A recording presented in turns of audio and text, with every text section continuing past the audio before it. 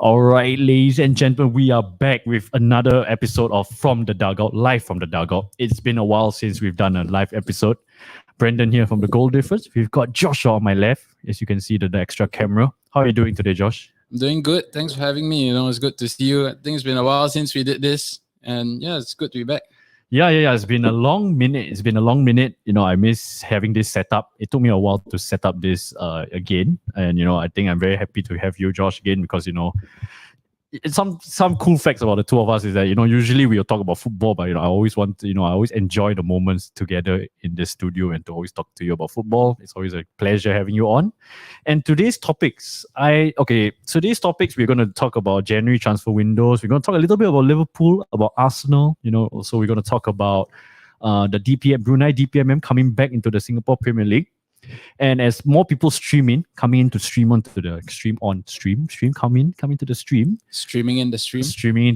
yeah.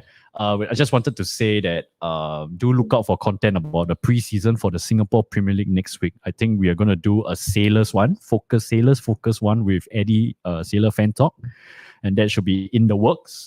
We are discussing the details and whatnot. And yeah, I think today is going to be this to kind of shake off the dust, rust a bit lah. This setup is a while, right? Because the last time we had it was in the room, right? Yeah, I think that was about maybe 2 weeks back. Just before you went for Hanoi and then to Bangkok. Yeah. So the AFF, So some comments here. Murph said, "Hello, gentlemen. Hello, Murph. Great to see you as always, Murph. It's been a while. How have you been? Hope you've been doing well. Riyadh, all right, Riyadh. Hello, all. Let's go, Riyadh. Let's go, mates. Let's go." And also, as I said, next week we can look for a Sailors pre-season show. I may want to do a Hougang one as well because I know there's a lot of the Who's that support the show. So I definitely may want people like Sal, Murph, or just feel free to come onto the show and then we can have a chat about Hougang United, about their chances coming up. Today's Singapore Premier League discussion will not be too long, right? We just talk about Brunei. We talk about how's the league looking like. They already announced the fixtures, so that's good. And let's see. So Marcus, it's great to see both of you. Marcus, great to see you as always. And yeah, okay. So let's move on. So let's go on to our first agenda. So first off, we just want to say that we are almost reaching 900 subscribers. So there's a feat of its own. Thank you very much. The vlog has also 800 subs. Thank you very much. And then the vlog has massive numbers as always. Thank you. It was a very, very memorable experience. Yeah. If you do want to check it out, do check out the videos on the YouTube. You can check me going to Hanoi, and then with my dad and I went to watch in Thailand. It was a really good experience. Tiraton, man. What a goal. What a goal. And yeah, I just wanted to say we miss you guys. We really do. It's been a while since we did this show, and yeah, I think this is a great you're gonna amp up the show intensity as the season comes to a start. And for Arsenal's title lift as well. Of course. Arsenal's going to win the league, mate. Arsenal's going to win the league. I can see someone's believing right now. Yeah. It's hopefully that Tottenham can wrench and maybe Conte can deliver a blow to City's title chances this weekend. We'll talk about a little bit about game week 22 as well, the predictions. And so let's see now. Okay, so let's talk about the first agenda. Okay, so anything you want to talk about for Liverpool first, Josh? Liverpool going straight into the point. Yeah, I want to go straight to the topic, mate. How do you think about what? Honestly, I see the turmoil that's going there. Do you really think that Klopp should leave? No, not at all. Yeah. I mean, at least not right now. Yep. I think, for what he's done the past 6 years, he obviously deserves the time to actually fix it. And then when you look at it in perspective, there's reasons why Liverpool is not doing so well. Yep. I mean, injuries, people always say don't use injuries as an excuse, but I think it's hard not to. Yeah. I mean, it's not just the amount of injuries, it's how often the injuries have been happening. Yes. So we can't even get a settled team that's going. So apparently the only player who's featured in every game is Javier Elliott. And he's 18, 19 years old, right? Even Carvalho also not fit, is it?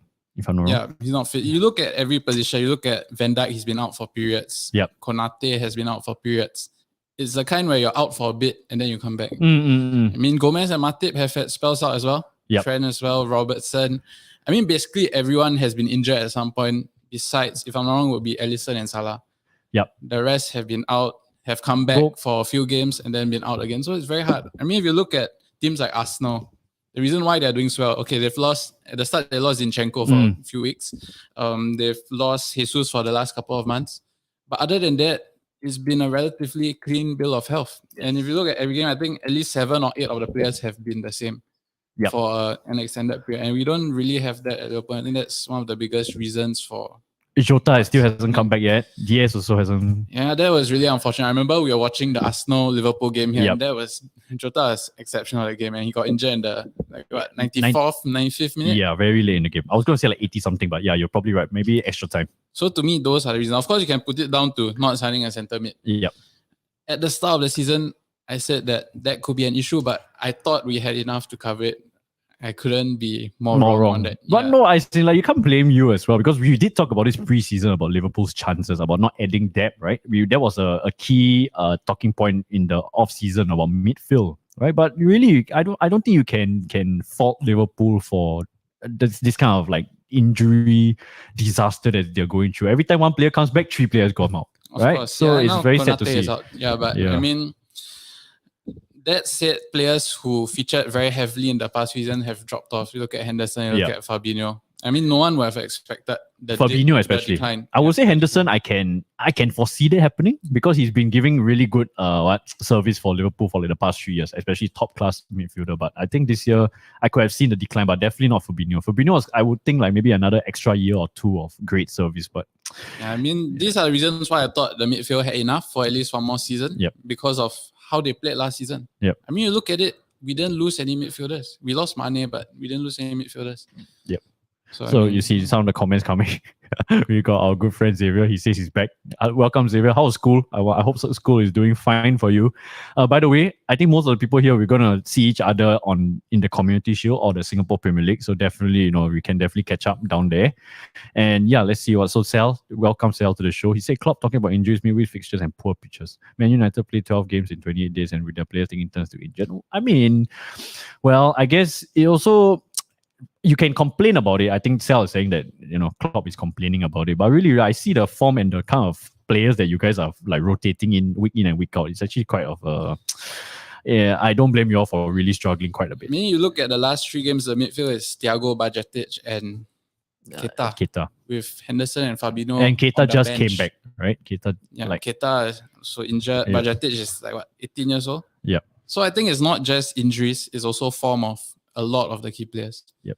And to me, that is down to the kind of, there's no consistency in the 11 at all. Yeah, I think, like what you say, it's only Alisson and Salah.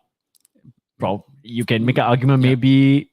The rest have had spells out injured. Yeah. At least one spell. Some have had 2 or 3 spells. So it's is there a reason why this happens? Is it because of Klopp's tactics? I mean, people have put it down to training, too intense. His tactics too intense. Maybe players after the last season got to them.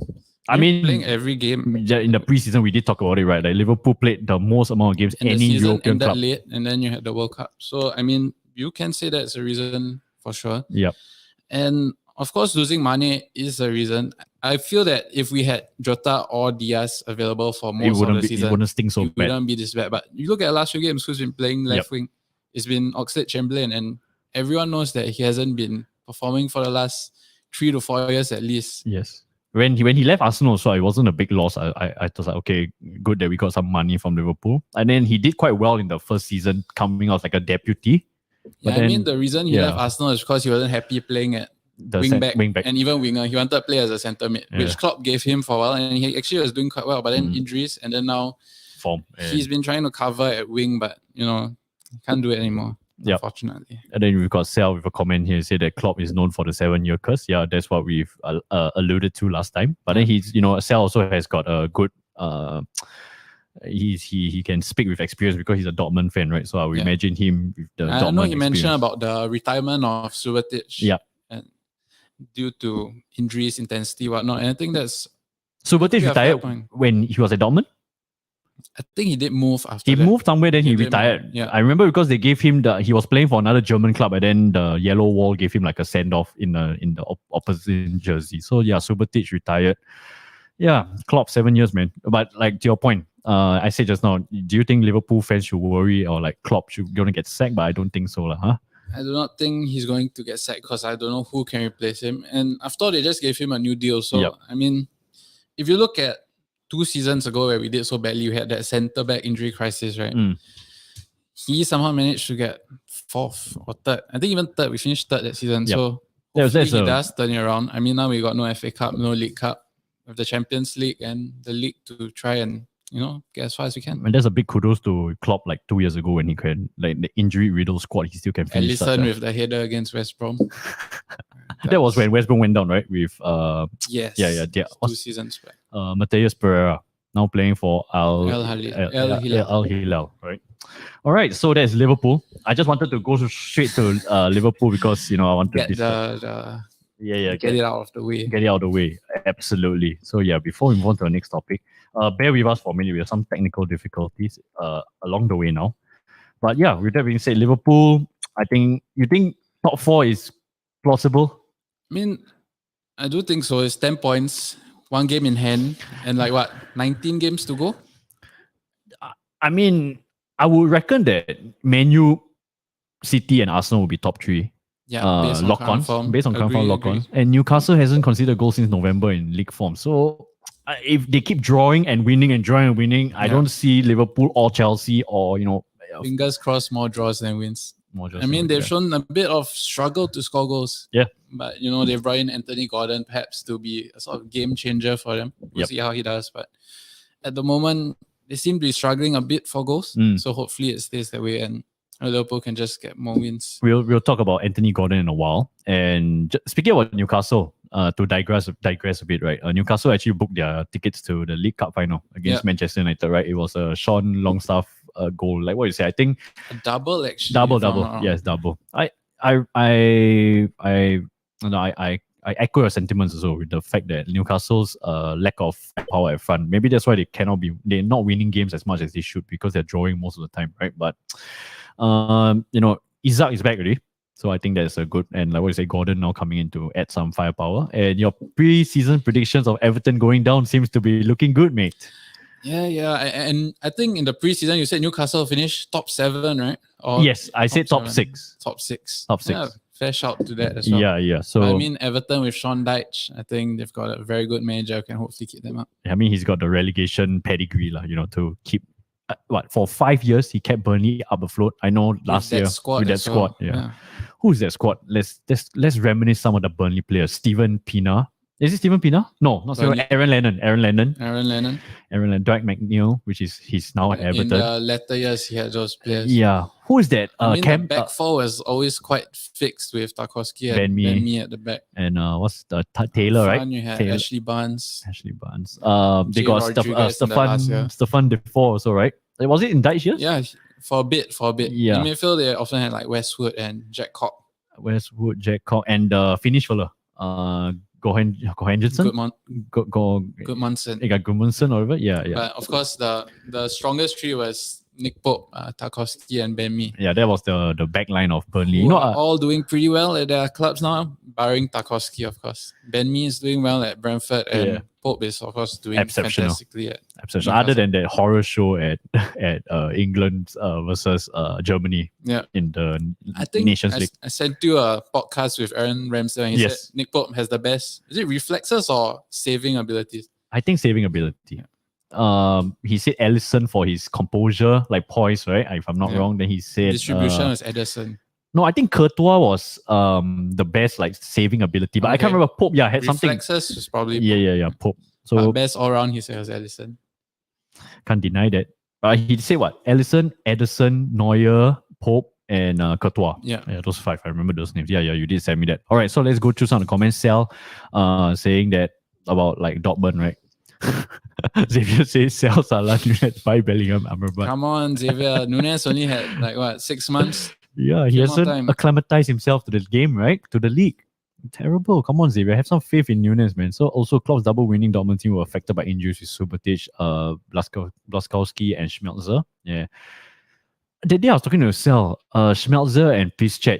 I think they are both full Dortmund players. No, I know Piszczek is. I don't think Schmelzer, but yeah. Really, really good deputy fullbacks for them in their prime for Dortmund. His high pressing game is too much for the body, high risk to injuries. Yeah, that's fair, very fair. Asking Anthony Gordon for goals, like asking keep hoping to be Mbappe. I mean, he's got a point there. Gordon hasn't really scream off your scoring tallies. He's got the English potential, as you like to say. As you like to say, the overpriced, overhyped. I mean, you could say the Mario Gray's final ball has been better for Everton. Yeah. But Gordon does have that potential, and hopefully he can sharpen up. I mean, Eddie Howe brings in players which are not the finished product, and he actually really improves them. Yeah. And I saw when he signed Gordon, they interviewed him that, he picks players based on their character as well.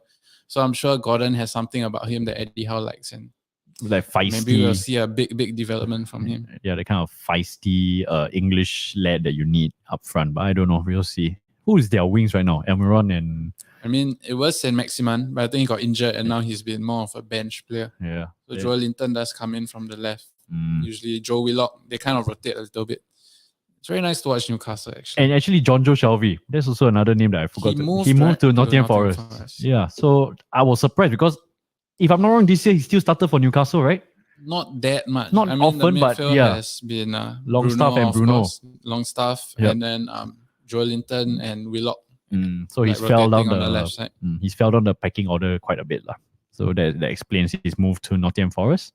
Wout Walkhurst. Okay, to be fair, Wout Walkhurst came to Burnley and then they got relegated. So he didn't have much time. He came in January, right? He did score a couple of goals. Yeah, he came in January. Wood went to Newcastle. Yeah.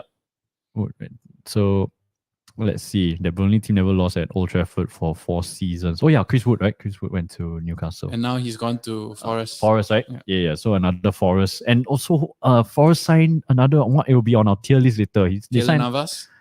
No.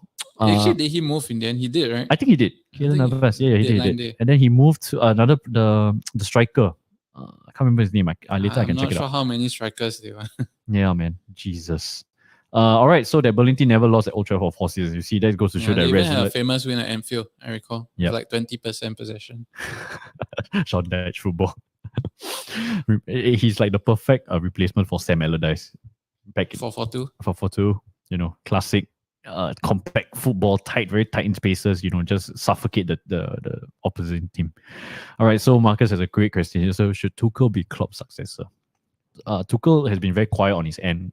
I don't really think a lot of people link him to many clubs right now. So I don't know. I this question, Marcus, I think that he's going to stay for the prolonged period. I think he'll only leave when he wants to, and he deserves that right, Klopp. So I mean, he wouldn't be the worst replacement because they're from the same school of thought. Yeah, Klopp, Tuchel, Hassan Hutel, all the German managers with the pressing football. I'm so sorry. I'm trying to get in my thoughts here. Tuchel also managed Mainz, right? Yeah. So he's like a Klopp, not say a doppelganger, but both Mainz, both Dortmund, maybe both Liverpool in the future. We'll see. Klopp will go to Chelsea after Potter gets sacked. You never know. It's football. Yeah. But yeah, actually, I do see Klopp retiring after Liverpool. It's a bit young, no? Maybe he might go to Germany and be the national team coach. Maybe. But I do see, okay, maybe not retire. That is a bit of a far stretch. Maybe a long, extensive period of break. Yeah, but to me, it'll be hard to see him go to anywhere else after being at Liverpool for this amount of time. Exactly. And how much he's associated with not just the football club, but the city as well. Exactly. Hence why my first chain of thought is retire, right? But you're right. He's still a bit young for a manager to retire. But I don't know. Word is that they're grooming Pep Linders to be Klopp's successor. Apparently, he has a lot of say in terms of the training, in terms of the tactics already. So, it's left to be seen. Yeah, left to be seen. And yeah, so that's Liverpool. We've gone on quite a bit of a tangent on Liverpool, and that's fantastic. We love to see it. Sal says, I think Simeone will be a better replacement. Ooh, negative football in the Premier League. I mean, Conte has shown that I think his time at Chelsea was successful, and now at Tottenham goes to show he's flopping a bit. And there's rumors that he's going to leave Tottenham this year. They're not going to extend his contract. That's the rumors on the street. It's not confirmed yet. And yeah, maybe Simeone coming to Premier League could spice things up. He's gone a bit quiet in the past 2-3 seasons. Atletico hasn't really been achieved much, doing that well. Yeah, his first few seasons were amazing in the Champions League. Yep, they just can't win league. It. Yeah, they went out with Madrid twice, right? If I'm not wrong, was it Real Madrid twice? I think so. And Atletico. I mean, I know definitely Atletico lost to Real Madrid once in the Champions League final, but I can't remember. Yeah. Atletico, man. Simeone. I don't know. Do you think he's going to leave? Simeone is actually similar to Klopp in terms of like how many years they've spent in the club, how much they've really invested their time and effort, and how they branded the team to their style. Yeah. Right, their identity. So yeah, it's hard to see Simeone leave Atletico and come to the Premier League, but you know, like what Josh said, right? Football is football. Anything can happen. Sal says, I think God reminds me of Todd Canwell, overrated British. Is Todd Canwell still in Norwich? If I'm not wrong, he might have been loaned out, but I can't really recall. He's a Chelsea player. No, right? No, Norwich. Norwich player. Norwich player, Todd Canwell. My God, what a name. Just logged in. What did I miss? Welcome, mate. Nothing much, actually. We're just talking about Liverpool struggles. Talking about Klopp. Not my favorite topic. Yeah, unfortunately. Wait, you guys have what, 28 points now? 29. Okay, I'm sorry to put you on the spot, but yeah, not quite far down. I have to rub it in a bit, Might be 30, hopefully. Yeah, I just know we are 10 points behind fourth with one game in hand. Okay, fair. That's not the biggest. And who's above you? Fulham. There are a number of teams above us. Brighton it's and quite Fulham. tight, really. I think, if I'm wrong, Brighton and Fulham are on top. I think perhaps even Chelsea. Yeah, I think Brighton, Fulham, Chelsea. The table is not the thing that I really want to look at these days. Yeah. It's quite a depressing you're enjoying looking at it, seeing the gap that Arsenal have at the moment. It could extend over this weekend. You never know. We'll see how that goes. Yeah, Liverpool are 9th. Brentford, Fulham, Brighton, Spurs, United. Spurs. I forgot about Spurs. Yeah, Spurs that was the team. Yeah. So, Brighton, Mitoma. I haven't posted the clip that you said in the preseason. I will post it on the story later. I should have talked about it a bit more. So just this inside joke. So Joshua, in the preseason when we were talking about we had like each team analysis, right? Then we talk about Brighton, about how Graham Potter has really done a great job there. How many draws they could have even qualified for Europa League if they didn't have so many draws. And Joshua pointed out that Mitoma, look out for him. Josh, you can be a scout next time, man. Singapore want to hire you. I'm really glad that he's doing so well. And when he scored against Liverpool, when he go in the FA Cup, I was even a little bit happy at how well he's doing. What a bang of a goal, man. That composure. Left foot Joe Gomez in the dust. He tried to do some unique back turn block. Yep. Absolutely. So Xavier says support Newcastle or Manchester United for the cup final. Great question. That is not a question at all. I have to support Howie the lads. Newcastle, man. We got a pretty obvious who we are supporting. Yeah, pretty obvious. Howie the lads. I think it'll be quite good. Newcastle hasn't won a trophy in a while, right? I don't think so. They didn't win the Premier League with Shearer, right? So they almost came second, if I'm not wrong. Man U picked them to the title. So I think Newcastle deserves that. Their fan base is crazy, man. St. James's Park and up north, my God. Up there in the Tynes, they're really, really passionate fans. All right, so Sal says Klopp wants to be the Dutch Manchester coach. Yes. I hope he wins the World Cup if he does. And he will win everything, right? Actually, Euros. Euros. I mean, in the English game, I would say that he has won everything. Because it's quite interesting. I don't know whether I can think of any coaches right now, but is there a coach that has won like at least 2 leagues and Champions League and World Cup? Ooh, including World Cup might be hard. But if 2 leagues, Champions League. I know Luis Enrique 1 league at least. No, Luis Enrique didn't win. That is Guardiola has, right? I mean, he's won the Champions League with Bayern. Yes, he's won with Barca. Barca. But Bayern he didn't win. He's basically he won with Barca and he's never touched the Champions League. He's won the league with Barca, won the league with Bayern, won the league. To be honest with you, it's not really a big feat to win the league with Bayern. No offense to Cell and Dortmund fans, right? But that's just my opinion, lah. Bundesliga is still ways. But then to this year Bundesliga, just to again sidetrack a bit, Bayern has like drawn like 3 of their last 5 games. So it looks Union Berlin is only 1 point behind them right now. I think Cancelo is going to change that. I think so too. You see there's some footage of Cancelo crossing the ball in, and then it was a sublime ball, man. You think that he had a falling out with Pep? And the rumors, I mean, he came out saying that there was no issue between him and Pep, but I mean, he said the issue was game time. So when it comes to game time, probably the issue is with the manager. So you think Foden will leave? Apparently he's injured now, right?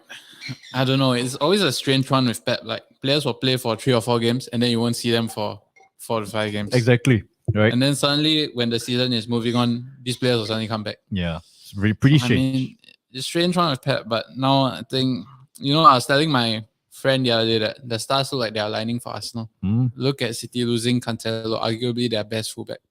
one of the best fullbacks in the world. Okay, but to be fair, Akanji has been fantastic for them. I got to say, Akanji has been good. Yeah, but at left back now they are short. I mean, Fair. Rico Lewis has been playing some games left back, right back. They signed Sergio Gomez in the summer, but he's been okay. Maybe he's not ready for the top level. The only notable Laporte and Ake has been playing left back. The only notable contribution I remember of Gomez is the Champions League. He got the red card The last man against Club Brugge, right? I think so. Yeah, Club Brugge, and then Club Brugge managed to hold them to a draw, if I'm not wrong. So no, I don't think Club Brugge. Someone else. Yeah, Club Brugge was. Oh no, yeah. Club Brugge is an Atletico group. Yeah. City's group is Sevilla. Wow. Anyway, Copenhagen was it? Even could be Copenhagen. Yeah. No, but when is the Champions League starting again? 2 weeks from I now. know Liverpool's game is on 21st Feb. About 3 weeks. Okay, fair. All right, so that has segued us nicely to Celsius. Josh, time to wear a Brighton shirt. I might. Maybe another 2 weeks if Liverpool continue losing and Brighton continue winning. Time to jump ship. Time to go down south to the Essex of Brighton. Big fan of the club. Look at the business they've been doing. Yep. I mean, you sign players like Caicedo for a few million, and you have Arsenal coming to bid 70 million for him. Actually, I'm surprised why they didn't sell him. Like, Caicedo came out saying that he doesn't want to play for Brighton anymore. I mean, that's cleared up. Yeah, that's cleared up. But obviously, they don't really need the money. They have faith in the project. Yeah. Faith in the players. Maybe they're hoping someone will come in for him for 100 million, 120 million this summer. Yeah, fair. And I think maybe that's what Brighton's holding out for. Because if he continues good performances with Brighton, they can definitely ask for at least minimally 90 to 100. And you have teams like Chelsea who will pay 8-year contracts. So Sal has a cool fun fact for everyone. Newcastle hasn't won anything since 1954. Oh wait, lads. So really hopefully happy for them. If I'm wrong, they're still in the FA Cup. At the way it's going, they don't look like they're going to lose a game. Yeah. It's just whether they can win. So yeah, and they seem to be like a perfect cup team, right? Yeah. Good defense, right? They struggle to score goals, but they just hold out to the game. And then not one lucky, but just their midfield will come with Bruno Guimaraes or Longstaff will come in, or even Willock. Willock is kind of a merchant for goals, you know. Yeah. All right, so 4 teams all within 4 points: Bayern, Union, Freiburg, and Dortmund. Freiburg, I mean, it's really nice to see how well Union and Freiburg have come out in the last 2 to 3 seasons. Yep. Freiburg, there's a Copa 90 documentary of Freiburg. It's really good. Like, they talk about the 51-49 rule, and they say that Freiburg and I think Dortmund and like there's only four clubs that still has a majority of the 51s of like no major like sponsors sponsoring the team. So it's very well run in terms of like fan support. You know. Yeah.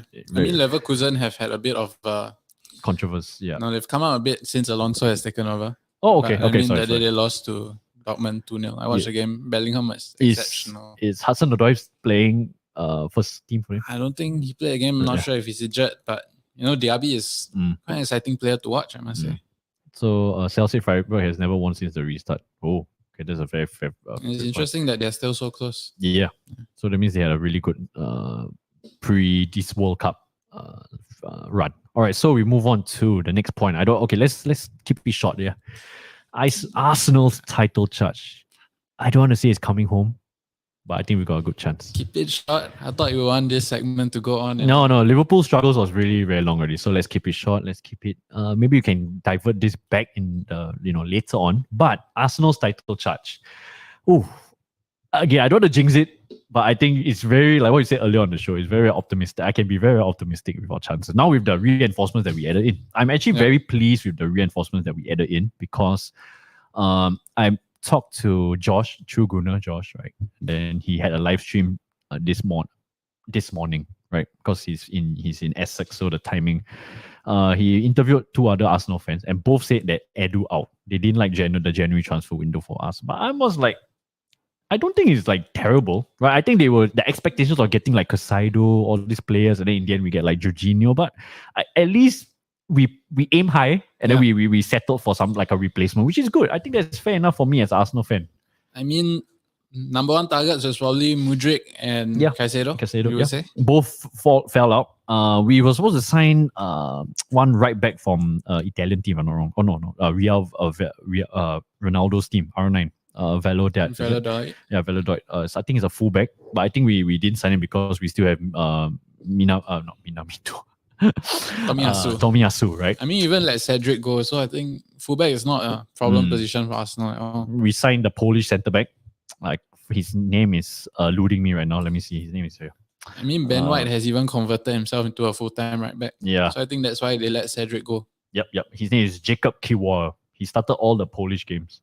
And I'll be honest with you guys, I didn't really look out for him. But, there's apparently the coach of Spezia, Luca Gotti, he said it's frustrating for a coach as when you work them to build them up, you don't get to enjoy the fruits of the labor. So I think it's a promising 22-year-old centre back. Maybe Luca will be the Arsenal coach in the future. Oh, can enjoy the fruits of his labor. Come to Arsenal. But I think Arteta is entrenched in the job for a long time. If we win the league this year, I think he's same like Klopp. I think he will have time on his side. I mean, he's got the fans on his side for sure, and he's really revitalized everything. Commissioning the song, which I actually quite like. London forever.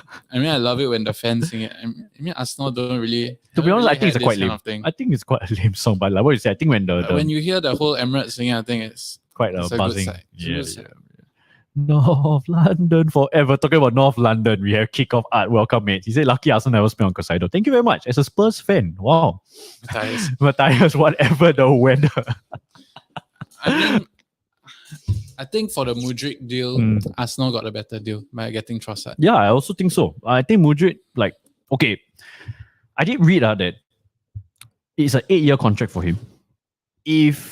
I don't think if it pans out, but I think if he doesn't reach some certain milestones, it will only go up to like 60 million pounds for him. And he's quite a young player. So, but then later we'll talk about Chelsea's war chest. They signed too many players, man.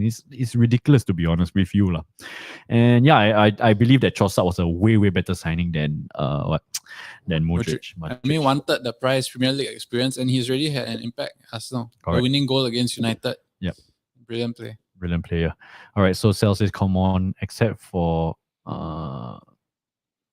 sorry, I can't. Arsenal can't lose lah. If they lose, we are not do that. Come on, except for today, no one is spending big. Yeah, that's true. I mean, to be honest, like Cell, a genuine transfer window, not many teams spend. I think this is the first time ever I see a club spend this much money. I mean, Bournemouth and Forest, for a club of their size, actually spend quite a sizable amount of money. True. But Bournemouth with a new owner, right? They signed 3 top players, if I'm not wrong, and they are like highly touted European prospects. So fair, and Michael B. Jordan is it's part of the consort that bought Bournemouth as well. I agree with Sir. In terms of the big clubs, no one can match Chelsea.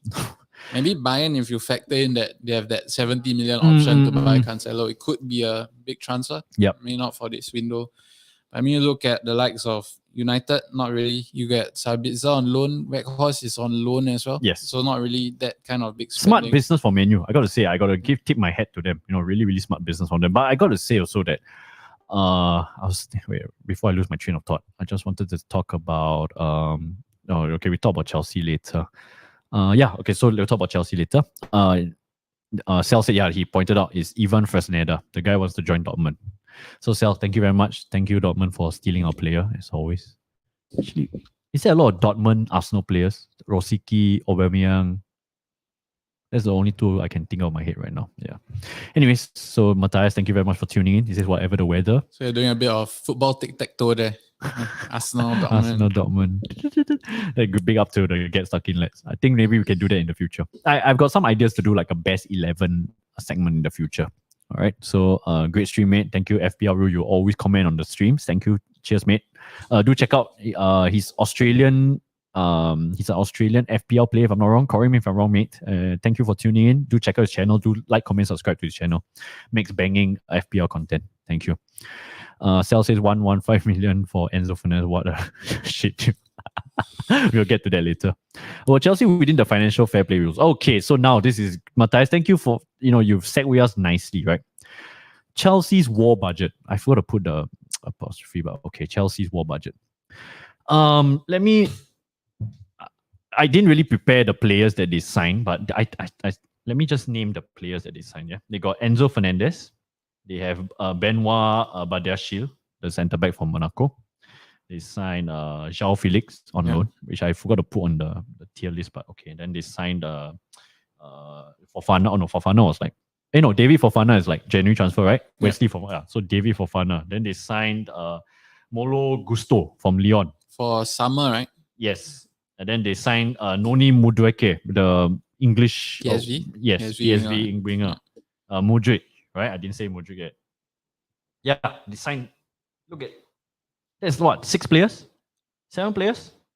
Yeah, I mean, if you look at it, like even the players they signed in the summer, it was quite a number of players. I think easily they went up to 500 mil, if I'm not wrong. Just with what, Wesley Fofana, David Fofana.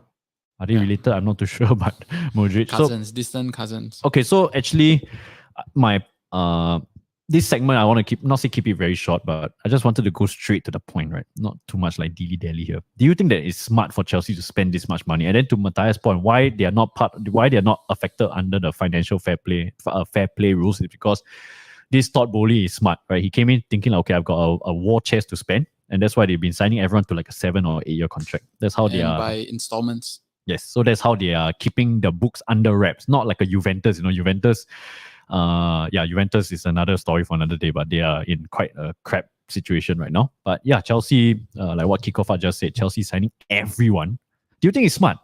To me personally, I think this is not smart because you are keeping yourself like this is so many assets in the future. Yeah. Right. Okay. Right now, I think that it's not smart because Todd Bowley is like entrusting the scouting team to like, okay, this is the players that we want to build in the future. But what if there's another talent that comes in like 2 years from now that they want to sign and then the player wants to join, but they cannot do it because of the financial fair play rules? I'm quite skeptical about this, but I think it's bad. And they're not going to win anything this year as well. So why panic? Champions League, maybe? Please, Graham Potter leading Chelsea to the Champions League. You never know. Hot take. Later, I really get proven wrong here. Di Matteo led them to the Champions League before. And Di Matteo came in halfway in the season, right? Yeah. I think so. Anyway, he's an ex-Chelsea player. Tuchel came in and led them to the Champions League. Fair. But yeah, your thoughts. Do you think it's smart? Like I can understand the logic because it's like career mode. We always say in the chat, like this is like legitimately like career mode. Just see the potential. Okay, buy. Oh, this guy buy. Oh, this guy looks like good. Buy. Google FIFA highest potential players. You go on your career mode and buy it. But I mean, from a non-footballing point of view, I think it's very smart to get around it. I mean, that's how you work in life, right? No. I wholeheartedly yes. You see the loopholes. Fantastic.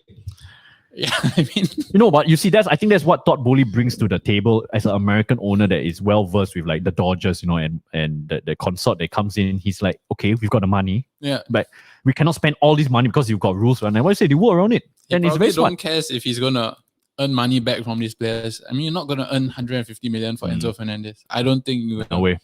So, he's willing to spend it. I mean, he thinks there's potential. I don't think it's smart from a footballing standpoint. Yes. I mean, we've seen teams buy like 7-10 players at one go and it just doesn't work. Forest with 22. I mean, to be fair, they've been doing pretty okay recently. I mean, they're still in there. I mean, they're not really doing that value. I mean, you look at the top team, City, when they were first bought over. Yeah. I think Pep kind of changed that mentality a bit with his signings. It's been a lot smarter.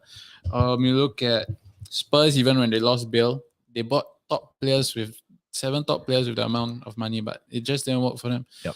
So I think it's very, very difficult. Okay, to be fair, Spurs also this past offseason spent quite a bit of money, right? Bissouma, we talked about this quite a bit. Bentancur came in, he was on loan only, but Kulusevski also came in on permanent deal. Yeah, so their signings haven't done great. Yeah, pretty unfortunate for Spurs fans. Sorry, Kickoff Art. I apologize. I mean, if you look at the top teams in the last few years, the likes of City, Liverpool, even Arsenal this season. Yeah, spending efficiently. Their signings have been very, very targeted, very smart. Even, I would say United under Ten Hag have made very, very smart signings. Yes. Lisandro Martinez, you look at Eriksen, you look at Casemiro. They've all plugged certain gaps in the sides, which was not like United in the past where they were just buying. Yeah. Which is under the careless signings. Would you say under the Mourinho years? Not really. Moyes, just the post-Ferguson years. Yeah, in general. Few, I would say vanity signings. It's been a bit smarter this season. Yeah. Do you see the goal difference chat? The Asmi from Friends TV, he said that Pogba's out again with a 2 to 3 months injury. No, I didn't see. Yeah, so today. Today he sent. Okay. Apparently he was on the bench and then on like a warm up, he injured himself. Then he's out for the 3 months again. So it's quite sad to see. Okay, so let's see the comments. Sorry, we've been rambling on a bit. So Chelsea's war budget, I agree with you. I think it's a smart loophole coming from the business point of view. But I think right now Chelsea, what they're doing now is not smart at all. Like I mean, if they can get away with it, I think it's the smartest thing ever. They're getting away all this time. Even Roman Abramovich time. It's the same model, right? They've been buying players, then they just loan them out to like what's their second feeder team in Dutch? Vitesse, right? Yeah, but I mean, from a footballing point of view, I don't see how this is really going to work. Maybe there'll be 3 to 4 players who have an exceptional career at Chelsea. Yeah. Mudryk showed glimpses against Liverpool. Yeah, Mudryk, that game against Liverpool Badashil as well. So has been really good since he joined. Yep. I think Enzo Fernandez is a great player. I think he'll do well. Chelsea's central midfield hasn't been great this season, so I think he's a very smart signing. But all the wingers that they're buying, all the attackers, I mean, half of them will be a bit of a flop. Yeah, fair. And they're all, and I think that if I'm not wrong, this article didn't say that the other. I remember there's another Brazilian player they signed. I can't remember his name. It's like Santos. Yeah, Santos or something like that. Yeah, I don't know, man. Too many to. We will go through the tiers. And then Nkunku is coming in the summer as well. Yeah, Nkunku. A lot of people like forget about Nkunku, right? I could see Sterling probably leaving at the end of the season. Yeah, a few of them as well. Sterling's what, 28? He's still really pretty young. He's been in the scene for years. At the peak of his career. Yeah. Okay, so wow. So let's go through some of the comments, not all. Chelsea signing wrong. Imagine buying the entire courts and paying using monthly installment. Yeah, so you see there's a work around it lah. And then Sal says that American owners, remember the Glazers. Yeah. So far the Glazers talks have been a bit quiet on their front, right? Not selling the club. Ever since Ronaldo left, there was some rumors like United's on for sale. Well, it is what it is. No, but okay. Arsenal's owner is American as well. Yeah, Stan Kroenke. I won't disagree, Sal. I think American owners coming to football is not generally has a tendency to go bad. But what I said earlier on, right, I can kind of not say argue with it, but I can stand firm with it because the American owners, right, who owns, don't get me wrong, who owns an American football team or like American baseball team or NBA team, you see, look at the juggernaut that they have in America. The teams in America are, if you go and see like the American teams, right, NFL teams, they are like I think the top 5, 3 of them are like NFL franchises. If I'm not wrong, is the Dallas Cowboys. I may be wrong about 49ers and so what I'm trying to drive to is that they know how to generate money from a club. Most of the time, sometimes European football is more like a hobby. Like I would imagine these millionaires or billionaires are like, I'm just putting in money like James Radcliffe. I don't know whether he's going to buy United. Apparently, he's supposed to buy United now. So it pros and cons. I mean, Liverpool owners came in with a standard business model that worked for them at the Red Sox. Yep. Buying players with potential, selling them. Yeah. Which is what we saw in the earlier years with Coutinho, Suarez all leaving. And it worked out, right? So it kind of worked out in the end, but now it's getting to a stage where, perhaps it's time for a bit of a change in strategy. Fair. I mean, you can't get it right all the time, to your point. And I think you need to change it up as well. You still need your experienced players to come in to show up the play. And now, Arthur Melo is still at Liverpool, right? Yeah, it hasn't really worked out. I mean, it hasn't worked out at all. So hopefully in the summer, we see them spend a sizable amount on a certain Jude. Oh, Jude. So who from 2GT is watching the stream now? Cheers. Rotter got all money from, rather get all the money from future money high. Yeah. So why are we doing 2 split cameras? Okay, so the reason why is because we want to experiment with a future project. So it's something to work upon, even though I just see Josh right beside me here, but it's just something cool. We'll see. I'm experimenting the equipment here, and also it's a bit rusty, as I said in the start of the stream. This is like shaking off a bit of the rust. We haven't really done a live stream like that in a while. So very glad to be back. Thank you everyone for tuning in. Just to repeat some points from earlier on, we are very, very happy to be back to talk about football. And you can be rest assured that content is going to be ramping up in the near future. We're going to think of many more content for the Singapore Premier League and World Football. Okay, so now let's get back. So Sailor Fanta has joined. All right. Oh, Astrid is going. Oh, Arsenal, we love you. I mean, he's rejoining the. Of course, he's welcome back to the Arsenal family any time of the week. All right, so it's only going to America, Europe, UK. Yeah, that's fair. So, US plays their own rules, and then Europe and UK. Europe, they also World Football also has their own rules. Yeah, which is why Bundesliga is smart. Yeah, we can talk about that in the future. Okay, so now there's Chelsea's war budget. Do you think it's smart? Do you agree with the moves? Some of them. I think some, like I mentioned just now, I think Badashil looks like a good player. Enzo Fernandez, Mudryk looks like an exceptional talent, I would say. Even De Zerbi said, he's going to be a future Ballon d'Or winner. Wow. We'll see. We'll see. We'll see. I mean, the job that De Zerbi is doing at Brighton, I'll trust him with anything right now. Yeah. Okay, so now we move on to the next. Let me see. Sorry, I lost the. No, I'm not supposed to share this. Oops. Actually, I was supposed to share this for the show, but okay. Yikes. Whoopsie daisy. Give me 10 seconds. Let me sort things out here. Again, as I said, it's a bit rusty, Haven't done this in a while. And present. So now we're going to do the tier list, like what we promised, right? The January transfer window tier list. I don't know whether you guys can see it. It's a bit small. Hopefully you guys can see it. Let me see whether you guys can see it. Okay, so it's a bit small here. Let me expand it. All right, so it's a quite simple tier list, right? Okay, let me expand.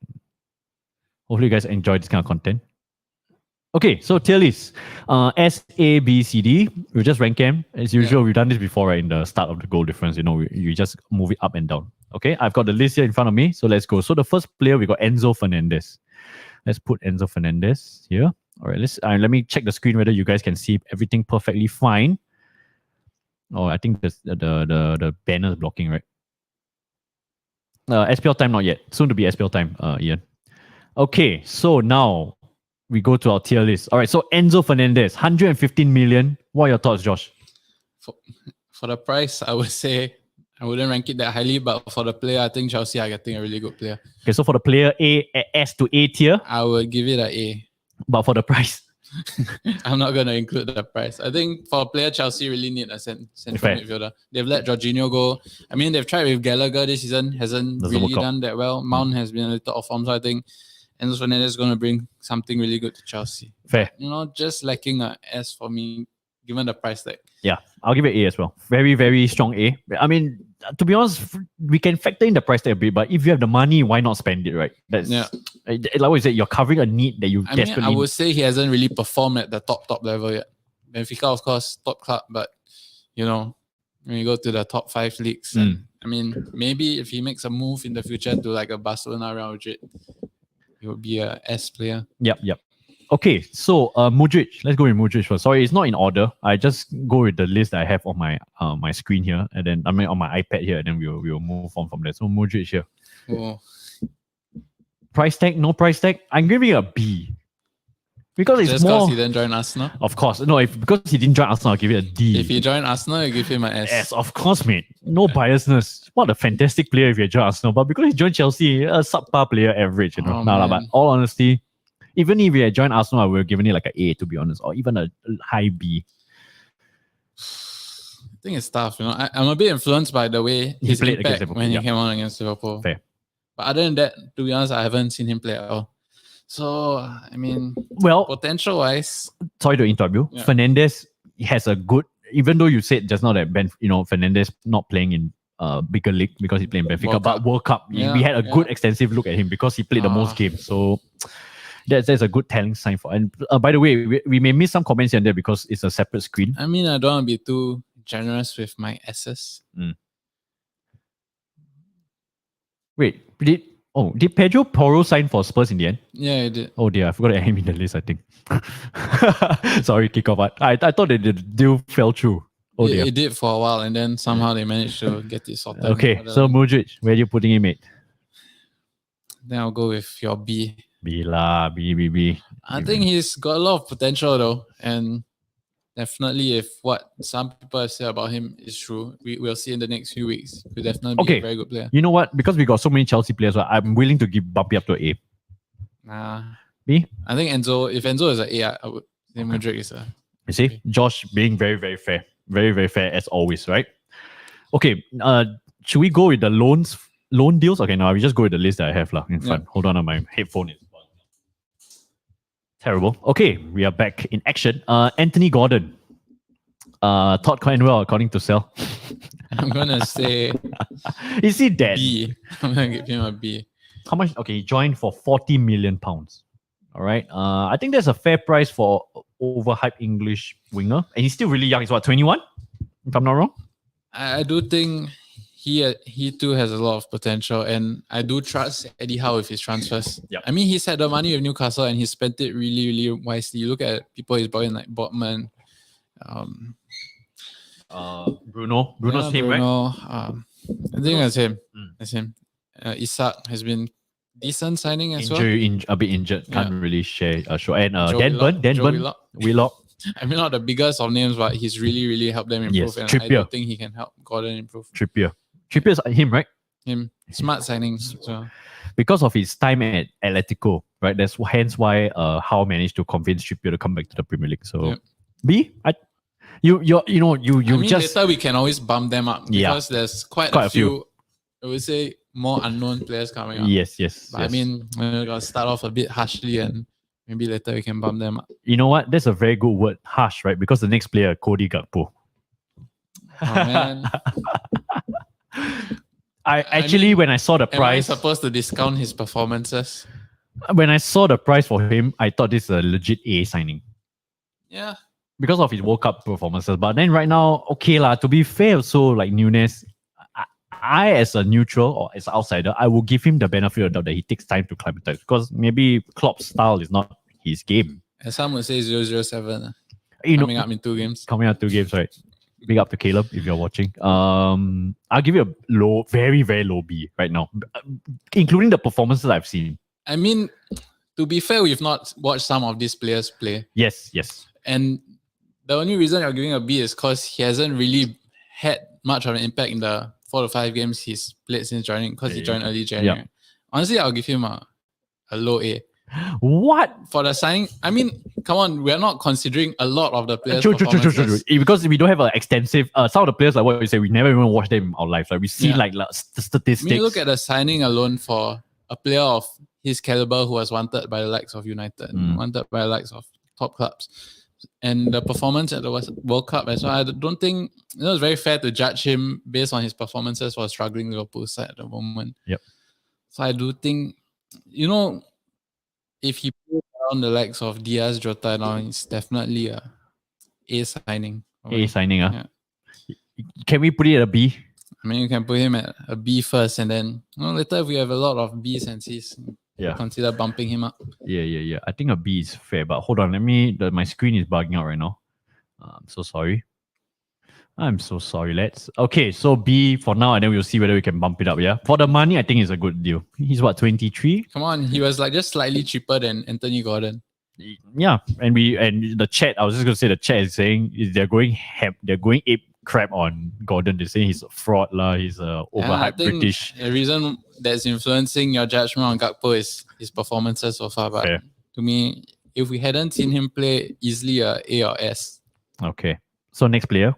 We have Benoit Badiashile, centre back from Monaco, joining Chelsea. Another of the Chelsea recruits. I like him a lot. I don't know, something about Chelsea and French players always have this kind of like connection. I think I'll be generous and give him A. Yeah, low A. I'm going for a low A as well. I think he's got potential. I think he's a good centre back. Yeah. It's something Chelsea have lacked a little bit. I mean, Thiago Silva has been excellent. This is what they expected from Koulibaly, to be honest. I mean, Koulibaly has been all right, scoring some vital goals in there, but they even signed Fofana, so I'm not sure how many centre backs they want as well. But I think he's been a good signing. Fair. Let's put him at low A for now. We will adjust the things. Okay. Next player we have Noni Madueke, English player from PSV joining Chelsea. Man, I mean, I say Gakpo is it's a better deal. Yeah, I feel so. If you're giving Gakpo a B, I would probably give him a C at the moment, or maybe a lower B. £30 million.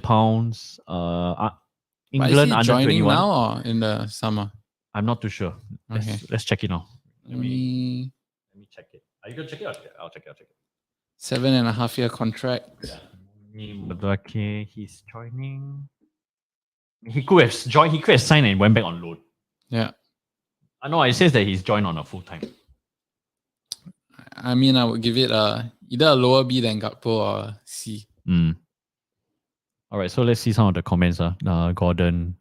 Gordon is F. That's a little Mudryk be harsh. excited but unproven. Okay, Mudryk is a good crosser and Come dribbler. on, why that blonde fraud is a B? See, I have a United fan speaking up for Gakpo. Yeah. He says that they bought Donny Mullen. He said, yeah, Donny Mullen was fantastic when he was in Singapore, man. If Mudryk based on FIFA, but he's an S tier. Most of us with our FIFA. Gordon is generating a lot of hate. Yeah, Gordon's. Maybe we will bump him down because of the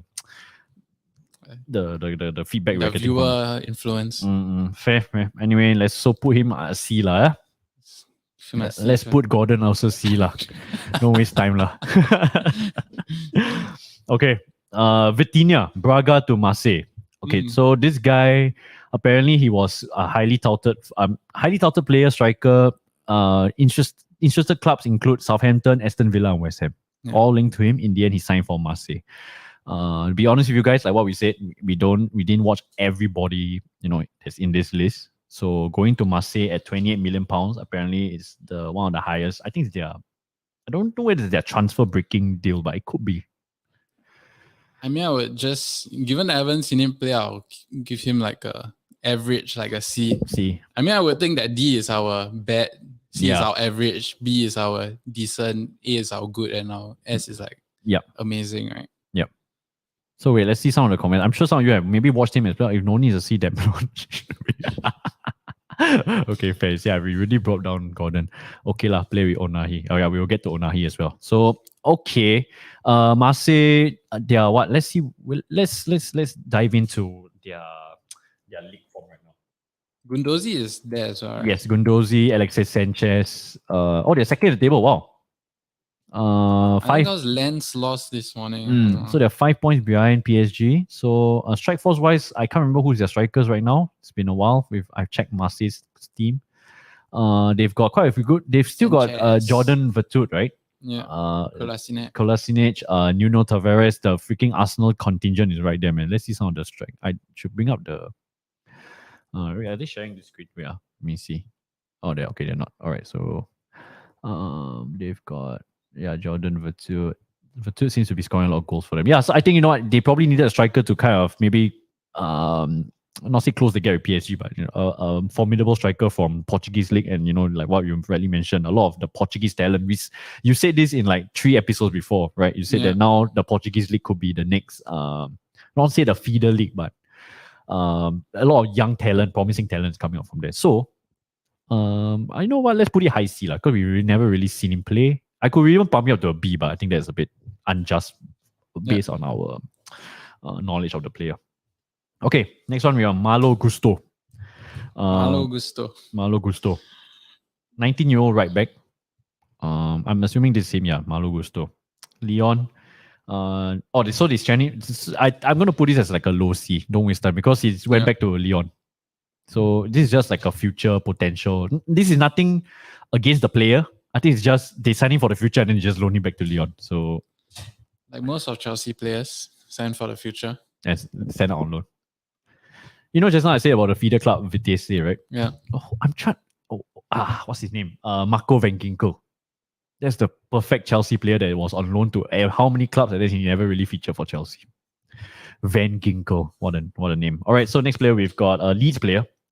Jorginho Rutter, Hoffenheim to Leeds. So, Sel, if you're here, maybe you can give us some. Maybe have you seen Rutter play for Hoffenheim? Let us know what's your thoughts. I heard that this is a really good signing on Leeds, and so this could be good for them. Well, I mean, apparently he scored 2 goals in 15 Bundesliga games this season, so I'm not really sure, but I think it's quite obvious Leeds need a striker because Rodrigo has been playing there, Bamford has been injured here and there, but apparently he has a very good build-up play and whatnot. So I think. Yep. You got to trust the Jesse Marsh project. He's been making a lot of smart signings. Yeah, Jesse Marsh project indeed. Just to cut off you sorry, Josh. Kiko said you can consider playing some highlights when doing this kind of. Yeah, I think we should do that next time in the future. But then YouTube wise, I don't know whether it will be allowed, but we'll see. We'll see whether we got rights to do that. So Sal said that Rutter is fantastic. They need a striker. So that's your point, right? Like what you said. Leeds needs a striker. Who's their striker right now? Bamford and Rodrigo. I mean, Bamford has been missing quite a lot in the past season or so. So it's been Rodrigo for most of it. Yep. I agree with Ian this one. Brentford is an overrated fraud. He is. I think he's quite overrated. Hey, but in the FA Cup last weekend, he actually had a really good game. Good game? Had a really nice assist. I mean, he was fantastic. That he's a championship merchant, you know. He reminds me of Jermaine Beckford. If you guys remember, the OG Jermaine Beckford played for Leeds as well. You know, good, does well in the lower leagues, and then when he goes to the Premier League, I mean, Mitrovic is proving that can be corrected this yeah, season. Mitrovic was proving that statement wrong. Yeah, for sure. All right, so good also take away from Hoffenheim. Yeah, that's true for Sal because of the Dortmund fan, right? You don't want to weaken your rivals, right? Okay, so let's put it under a B. Yeah, let's I think put that's it. fair. That's because it's like what you said, right, Josh? Like these signings that we are rating is based on the needs as well, right? Yeah. So that's very fair. Let's see when I can find him. There he is. Yeah. You know what? I'm gonna put you above Gakpo because of the need fit. Hey, come on. You are really being very unfair to Liverpool. Of course, now it's the time to throw out some. We want to push you away from there ammunition. and take over control of the computer. Come, please feel free to come over. Okay, the next player we have a Southampton player. We've got Kamaldeen Sulmana. Rents to Southampton. Another attacking. I think Southampton really needs this. Their attacking front has been abysmal. Shea Adams, Adam Armstrong, Stuart Armstrong. Yeah. Who else am I missing from there? Theo Walcott. Theo Walcott. Oh dear, yeah, they really needed some reinforcement in front. Sekou Mara. Sekou Mara is good off the bench. I mean, they've also been signing a lot of these players with potential, but not sure if it's going to help them. Mara's from Bordeaux, right? Yeah. So you see, this could be another like French league player coming to the Premier League. I don't know. Mara seems more like a project. This guy seems to be a bit more of like a proven player. Let's see. Oh no, not really. They just said that in my list said that he only came on for like 586 minutes or just under 30 minutes per appearance on average. 20 appearances across 3 competitions. Putting it under a C, to be honest. Let's not waste time. Well, where is he? Is this him? Solomon, yeah. Let's put him under below God. Yeah. I'll put him C because of the need that they need a attacking force, but probably not a proven player. All right, Leandro Trossard. I know where you're gonna put this. Of course, this has to be like a S, no lah. I think honestly, I'll put him above Modric, not A. Really? Yeah. I was gonna say S. Really? I think it's a fantastic signing. Really? Yeah. I think Arsenal really need. I don't want to say because later you say I'm a biased Arsenal fan here. When it comes to ranking Gakpo low, it's okay. But when it comes to ranking Trossard high, it's not okay. Yeah, actually, I would say it's a very high A or even an S for me. Okay, since you bump it I up. think for the amount that Arsenal were 21 million pay pounds for Modric. Yeah. 21 million. I mean, Trossard has been fantastic for Brighton. He's been pretty good for Arsenal as well. And what, he had a falling out with the manager? That's what it seems to be the apparently case. He was not happy for being left out, if I'm not wrong. And then he some words. So Arsenal taking advantage of the situation. It's actually very rare for Arsenal to take over take control of a situation like that. Very, very rare. As an Arsenal fan, I cannot think of another situation where we took advantage of another club and players not disadvantage. Misunderstanding or they falling tried out. to do it with Caicedo as well a little bit. 2-in-1 transfer window, right? Him, right? Yeah. But yeah, I think Trossard is a great deal. I mean, his versatility as well. Okay, S. You convinced me. I wanted to put him like a low A, but I think we might end up bumping some players later. Because I don't see many other S's from the By the way, this is trying to say this unbiased Arsenal take here. Huh? Josh was the one I think, the concern I've always had with Arsenal is if one of their wingers got injured. And I think now if that happens, it's not so much of a concern anymore. You see, kickoff art with the very, very unbiased opinion, Trossard D. You know what? I allow kickoff art to say that because I forgot to put Pedro Pero in. God, I thought the deal fell through. That's my bad, guys. So without Trossard, you can't beat United. Fair. Trossard A. Sailor fan talk, Arsenal fan, Trossard as S because he can contribute immediately. See, we have really good, strong community who knows what they're talking about. Arsenal player, man, fantastic. So Ian said Mitoma was starting ahead of him. Bro, I can't believe he's already 800 star. Keep up. Thanks, man. I really appreciate it, Joel. Really do. You were one of you guys that are watching right now, you guys are still the OGs. Don't worry. The page is going to grow. I assure you that. And then, we're going to have a bigger community, which is going to be a lot of fun in the future. Okay, let's not waste time. We've got quite a list to go. And then we've still got a bit of Singapore Premier League to talk about. Yeah. Okay, so next player we got Ilha Zabani. That's one of the Bournemouth players that went. The Ukrainian guy, yes, right? yes, Ukrainian player. If I can find his picture, where other he is. Okay, so this guy, 20-year-old centre back, Ukrainian centre back, and they're saying that it's a very good deal. Again, I've never. I mean, I can safely say that I think none of us have watched this Ilha Zabani play before. But 20-year-old Bournemouth centre backs are what? Mifam, Chris Mifam, and what's the other guy's name? Can't remember, but yeah, they're centre back. It's eluding me at the moment. Yeah, Cook. No, Cook is Forest. Cook went for us. Yeah, and he was from Bournemouth, right? Yeah, if I'm not Cook also. But anyways, time. yeah. I think this is a good fit. Whether he can come in and play immediately and slot in, I don't know.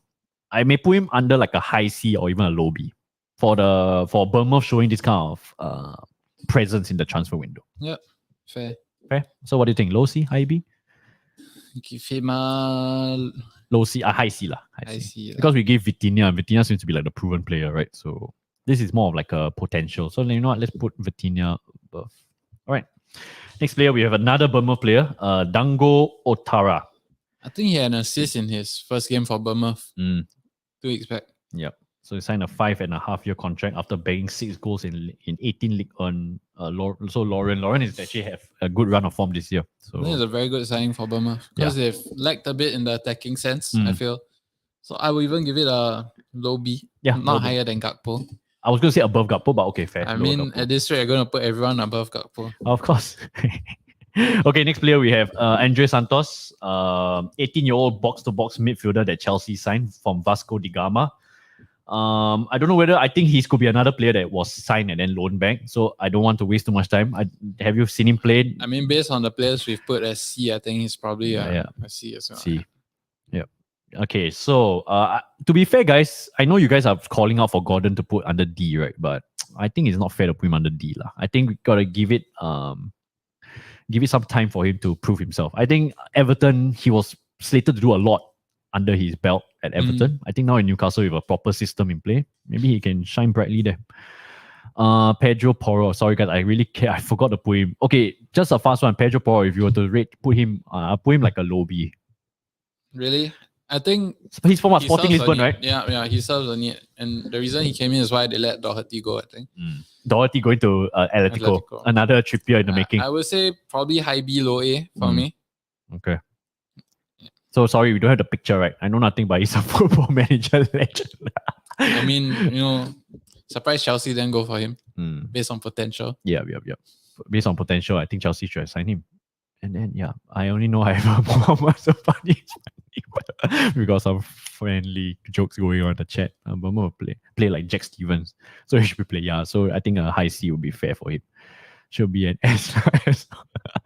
See, a lot of unwanted hate in the chat for Gordon. I don't know. I feel like Modric almost same level as Trossard. Oh, that could be a hot take. So we'll address some of the Porro's going. It was actually Bruno Fernandes and did well. Okay, so maybe, you know what? I could put it under a low A as well, Pedro Porro. Maybe Conte can do some magic with him. I will put Modric A. Okay, we'll get back to this later, guys. We'll go through some of our list. Hold on, my screen is not. Okay, next player we have Danilo. That's the player I'm looking for. Forest signing another Brazilian, Palmeiras to Nottingham Forest. If I'm not wrong, they also signed another player. I can't remember for the life of me. Forest are signing too many players already. Damn it. Okay, so Danilo, 17.8 million pounds, 21-year-old central midfielder. Considering how many signings that Nottingham Forest have made, right? I'm just gonna put it under like a mid C. Yeah. Don't know why. Above Gordon. Yeah, above Gordon. No, below Gordon. Gordon has proven himself in the Premier League. To an extent, yeah. This guy, okay, Saving apparently Everton from relegation last season. In a way, he did. Yeah, he did. He scored the winner against Man U, right, last year? At Goodison, if I'm not wrong. I think he did. Yeah. That one, I remember I watched the tunnel cam. It was fantastic. Who's their centre-back? The guy that is very passionate about Everton. The African dark-skinned guy. From Everton? Yeah. What's his name? Yerry Mina? Yeah, Yerry Mina, right? He's Colombian or... Yeah, so Colombian. There was some viral video of him like arguing with an Everton fan or like saying like, oh, we will fight for you all. But apparently Yerry Mina is like really, really loves Everton. So hopefully we'll see him at the championship next year. I think you're hoping for that, right? Maybe we might. Or if they grand open the what's it called? Bramsfield, the Dock Stadium in championship. All right. So apparently Danilo was long named Arsenal. That's just a full fun fact. Next player, we have Gerson, Marseille to Flamengo. So another player leaving the Ligue 1 to going to Brazilian. I just put in here because he was a top 20, so nothing too much. I'm just going to put it under a C. Don't waste too much time, yeah? Let's move on to better player. I put him, just here. Okay, next one, we have an Arsenal player, Spezia to Arsenal, Jacob Kawuyo. I just now, Sal earlier on said about how to pronounce his name. I'm so sorry, I'm butchering his name. Jakub. 17.5 million pounds for like a 22-year-old centre back. I be honest with you, I'll put this like a low A. Like same like Benoit. A? Yeah, he played for the World Cup, man. I would say low B. I don't think he's even going to start, is he? I mean, I don't see him displacing Gabriel and Saliba. Fair. Maybe he might be like a Europa League centre back. To be honest, if he was so highly rated, I'm sure someone else would have swooped in for the kill. Potential FC. Yeah, so that's my thought. So I agree with you. Maybe a low B would be fair. Come on, you're putting all these guys above Gakpo. Okay, fair. I'll put him below Gakpo. Right below Gakpo. All right, right below. Let's see. I have him in his green screen picture. I don't know whether you guys have watched him play. So to be honest, right, when I watched Poland play in the World Cup, I was just looking at like Zelinski and Lewandowski. He let Mbappe score those easy goals. Yeah. Okay, so he said Kivior. Jacob Kivior. All right, so apparently Doherty's contract with Spurs was cancelled because Spurs have maxed out a number of players on loan. Oh wow, that's a fun fact.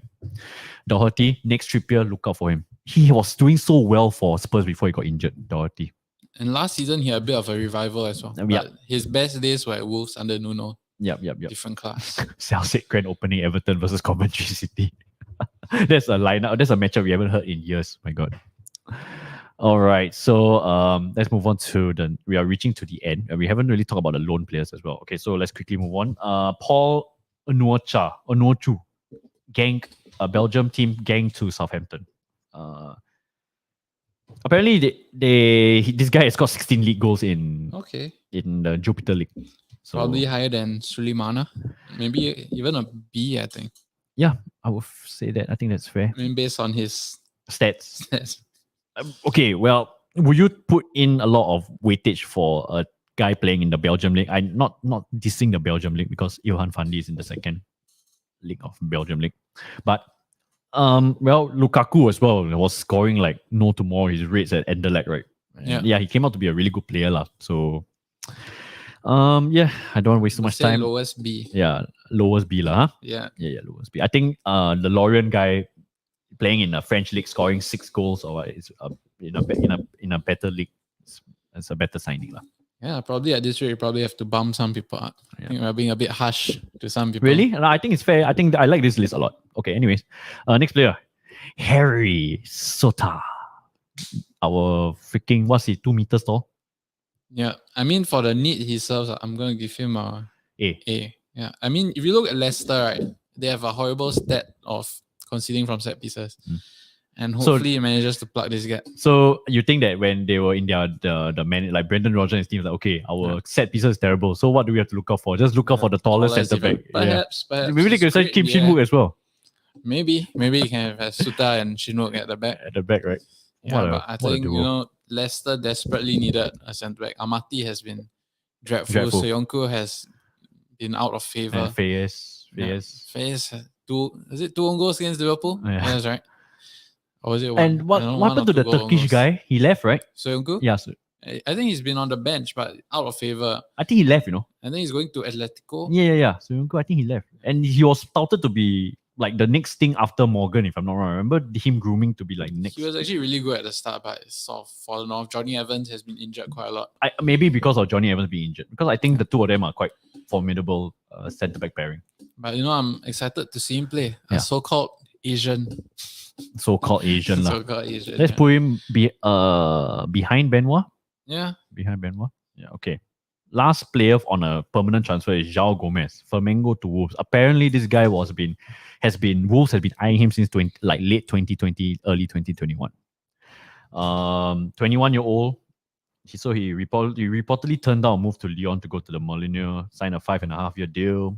It could help Julian Lopetegui. What do you think of Lopetegui's signing for Wolves? I mean, it's been interesting. Not Mm. really proven players. You say. I mean, Sarabia has a potential to be a great signing. I would Yep. say, but I mean, a lot of kind of unknown players to most people.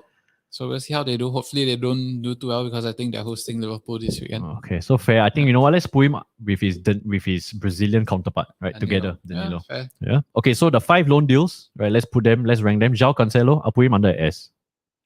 Yeah, But I think it was a very expensive loan deal. It's one of the most expensive loan deals ever in like loan deals history. So, but the kind of quality, you know, if they don't want to buy him, they can just it shores up the back line of it brings them up to another level. I think they struggle a bit at fullback. yeah. I mean, Lucas Hernandez out, right? Injured yeah, in the World injured. Cup. So I think João Cancelo S. So S, I mean, potentially it could lead them to win the Champions League. You Yep. never know. In the final against Man, or I'm not sure if he'll be eligible if that happens, but Cancelo is S for sure. Yep.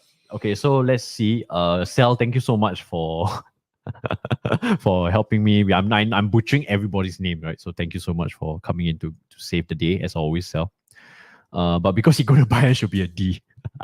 Come on, man. No biasness there. I know. Sorry, Dortmund fans. All right, next player we have on loan. Was he not really on loan? Sorry. Jorginho. £12 million. I would say, I mean, a lot of people are giving Arsenal credit for a transfer. I don't disagree because he's a winner. Mm. I mean, perhaps. But he always says that London is blue. So I'm going to put him like a D. No lah. I think he's a proven winner, like what you say. Good depth behind Thomas Partey. I say A, low A. I was going to put him below above Modric. Okay, fair. Yeah, because I think it helps us with the depth. Yeah, but it's more of like a panic buy. But because you're going to get Caicedo, you saw Jorginho, his contract's up in 6 months. Correct. Like, why not? Let's get him. Yeah. And it's for 6 months contract player is actually quite expensive. £12 million for an old player like him. Proven winner, like what you say. And depth, I think right now, if Xhaka or Partey goes out, like what we've always repeated, right? Many fans, Arsenal fans, we always say, if one of them goes out, we are screwed. And then I forgot to put like Sambi Lokonga also going to Palace. So. I mean, looking at it, I think even Weston McKennie going to Leeds. Oh yeah, Weston McKennie. I forgot about Jesse Marsch is building the whole US national team there. Yep. Weston McKennie. Oh wow, Isaac is here. Fantastic. Isaac, my army sergeant. Cheers, Isaac. Thanks for tuning. Big up to you, common you Gunners who have preferred Caicedo, but it was not going to happen this window. B for me as well. All right, so that's fair.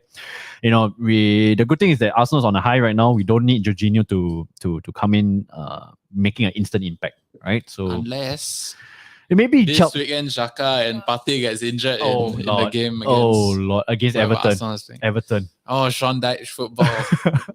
Hard and tough football at you never know. Hopefully not, but it could happen. And then you have Jorginho, and now that Sambi is gone, who will come in at the same time? El Nani? Oh, yes. El Nani is injured, so to be honest with you, Odegaard will drop back, and then you have like Trossard, Martinelli, and Saka as the fair. Actually, it's quite interesting, man. Odegaard playing as like a center defensive mid. I mean, he's been on fire, but he's best suited as a cam. Okay, last 3 players we have. We've got to put Omani, right? The Moroccan player from Marseille. He was only for like £8 million. I got to say, this is like a high A. Okay. Great World Cup performance. He's from Angers, right? So snapped him up from another French team. I think Marseille did a great job here setting up. And I know Sal is a big fan of him. So below Enzo, yeah, below Enzo. I think this is a fair deal for him.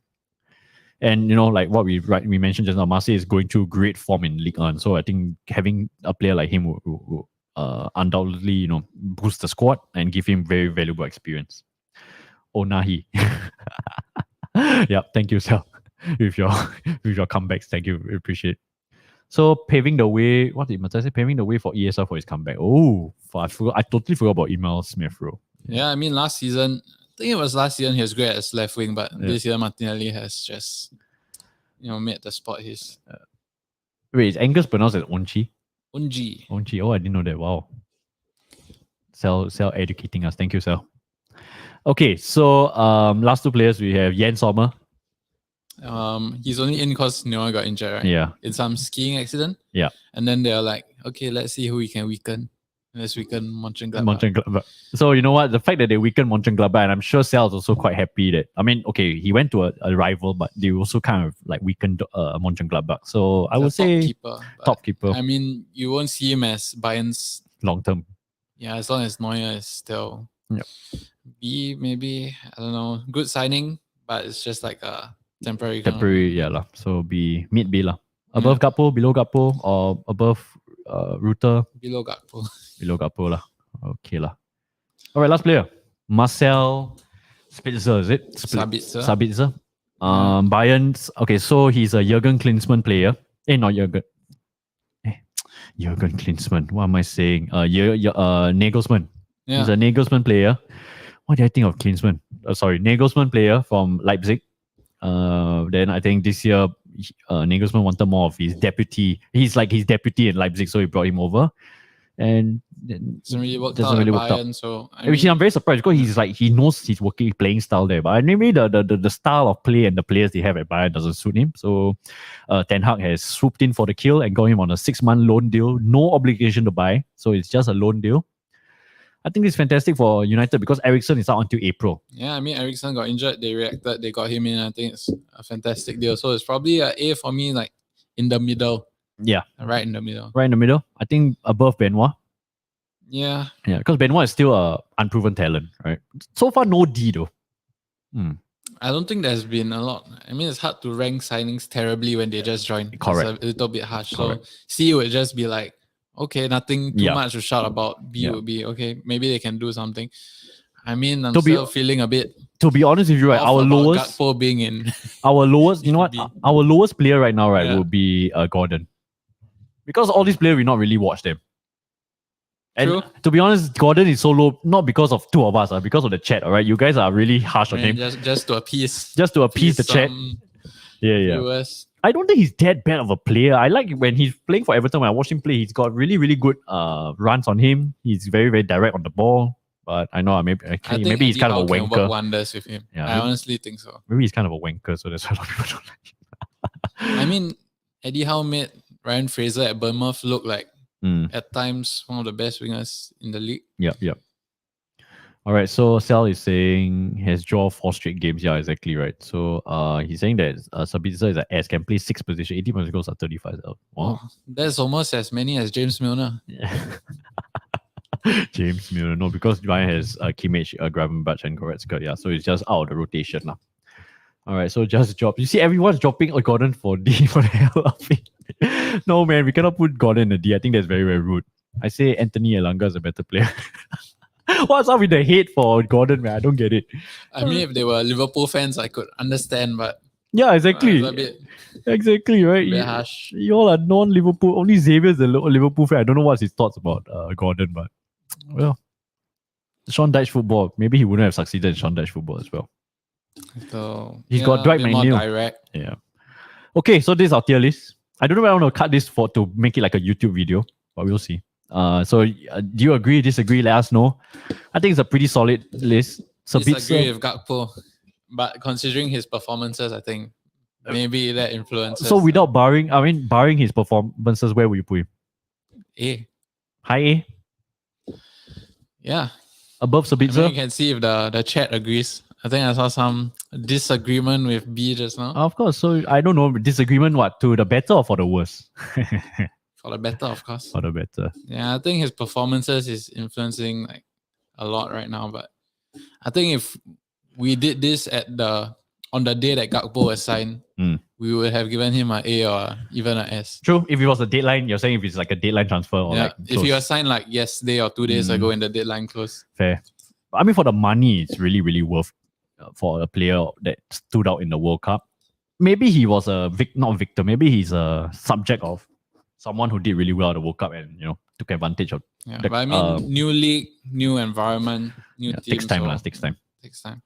Okay, so that's pretty much it for our tier list. Hope you guys enjoyed this segment. Thanks everyone for tuning in and thanks everyone for participating. I'm sorry that we didn't really address a lot of the comments.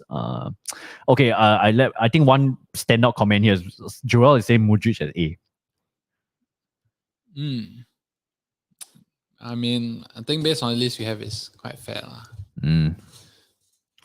Would you put let's make one more move, right? Jorginho or Modric at A? I think one of those two should deserve to be at A. What do you think? Oh, I think honestly it's quite even to Yeah, me. even. They bring different things to Correct. the team. Jorginho needs adds the depth that Arsenal sorely needs for a title run, right? Modric is a great young talent that Chelsea can build upon. So I'll both put Jorginho simply because he's a winner. at Chelsea. I mean, he's won the Euros, he won the Champions League, has he won the Premier League? I think He's won the Europa League also, right? World Cup. Chelsea. Europa League, yeah. With they beat Arsenal, right? I think that was the year Jorginho played as well. So simply put, he's a winner, and Arsenal need that bit of experience right now to get them over the line. I think he's a very, very smart signing.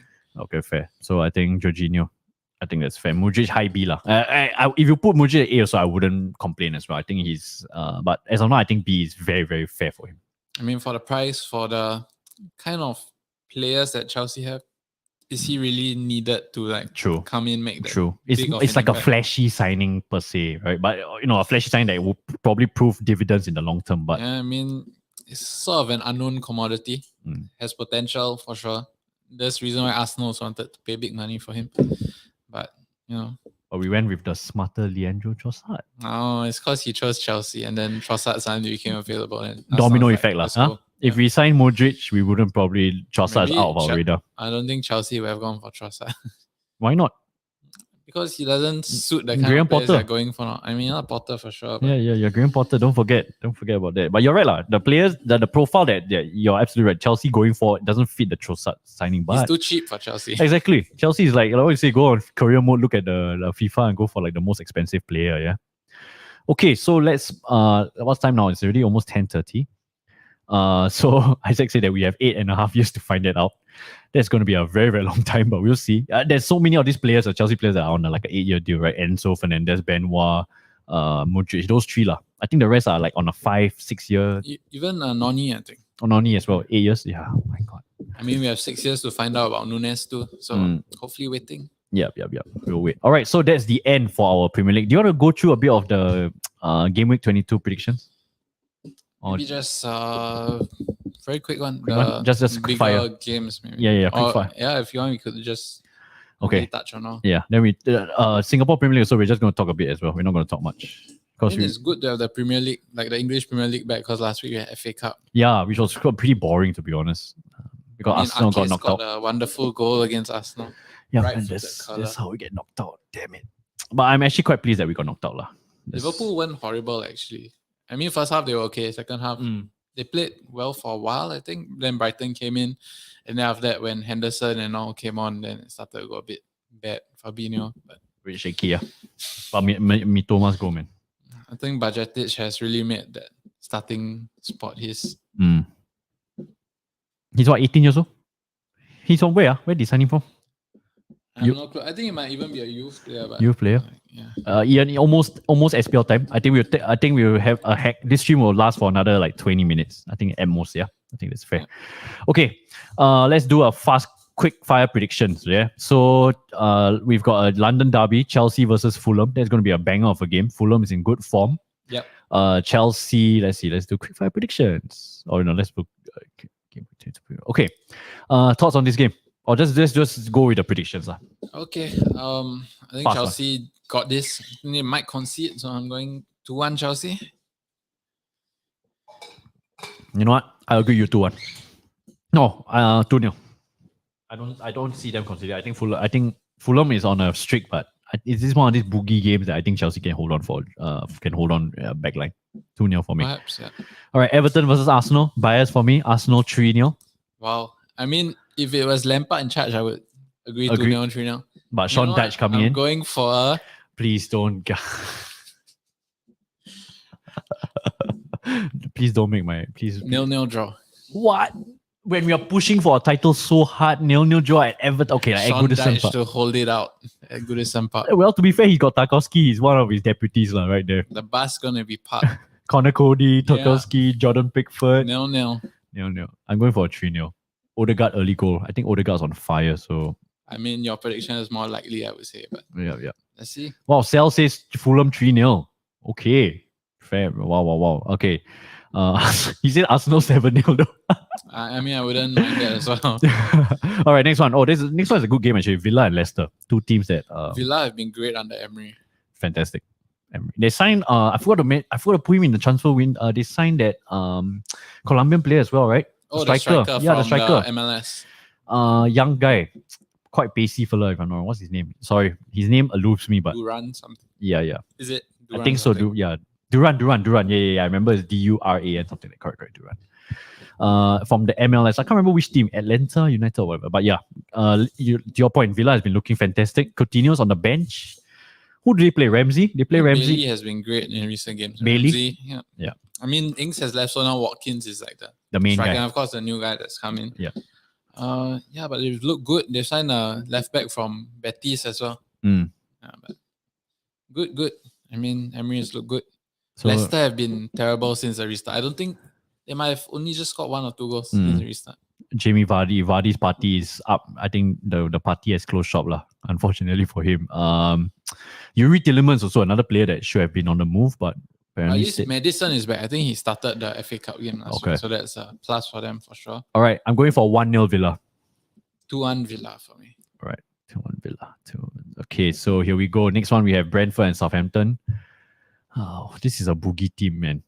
I mean, Southampton, I think this matchup, they've not been looking good, but I do see Southampton getting a draw here at the B Stadium. Your thoughts? Well, I think they'll probably score. Maybe one of their new strikers, but I think Brentford got this at home. Even Tony. 2-1, maybe? I'll go for 1-1. All right, so Brighton and Bournemouth. People are expecting a big Brighton win. I say it's going to be a 1-0 Brighton. Don't discount Bournemouth. I think Bournemouth have quite a lot of exciting new signings coming through the door. Yep. Brighton, I mean, actually, Brighton haven't really kept a lot of clean sheets. Yeah. So, tough. Actually, I'm going for a draw. You said draw, right? Yeah. No, I said Brighton 1-0. win 1-0. I think it's going to be a high-scoring draw. 2-2? 2-2, yeah. Okay, fair. That's fair. Man U Palace. Can Vieira help us here again? Palace haven't had a great season. Yeah. Overall wise, I think they've been quite lackluster, to be very honest. United will be quite comfortable in this game. And I'm hoping so because, it's a double game week for Manchester United. Yep. So from an FPL perspective, I'm hoping they do well. So thinking 2 or 3-0. Okay, 3-0. 3-0. But didn't Palace just nick a draw with Man U?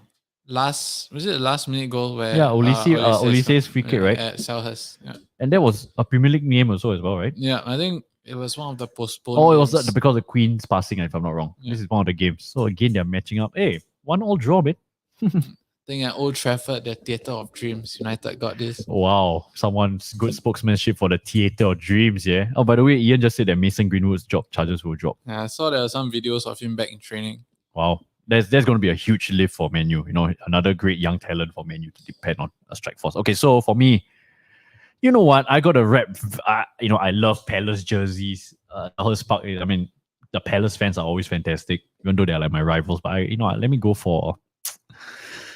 I cannot discount Man U lah. I think a close Man U 1-0 victory. Come on, you're going for a lot of 1-0s. Yeah. I think it's going to be a bit of a low scoring affair like this weekend. That's generally my train of thought going into this game week 22. All right, Wolves and Liverpool. Oh, I mean, I never back of course Liverpool you lost for sure. Draw maybe, but I'm just hoping that we can nick this. Okay, I did watch the highlights of Chelsea Liverpool. Both teams were abysmal. Yeah, actually, there was a stage. The first 15 minutes of second half, Liverpool were actually really good. Yeah, then after after that was quite poor. I mean, you look at form of the players, it's been bad. I mean, Klopp has started dropping players. Henderson, Fabinho, Trent, even Nunes hasn't started. I mean, okay, maybe Trent and Nunes have a bit of fitness issues as well. But I mean, Henderson, Fabinho, on paper, you expect them to start, but now they're being displaced by Keita, who hasn't had the best Liverpool career as well as budgeted. So it speaks volumes. I'm hoping we'll see a front three of Gakpo, Nunes, and Salah. Hopefully they're all fit. I'm hoping we'll nick this. So I mean, you should say like a 1-0 or 2-1. Sal has a very good point that Liverpool away form is poor. It's been very, very bad. Yeah.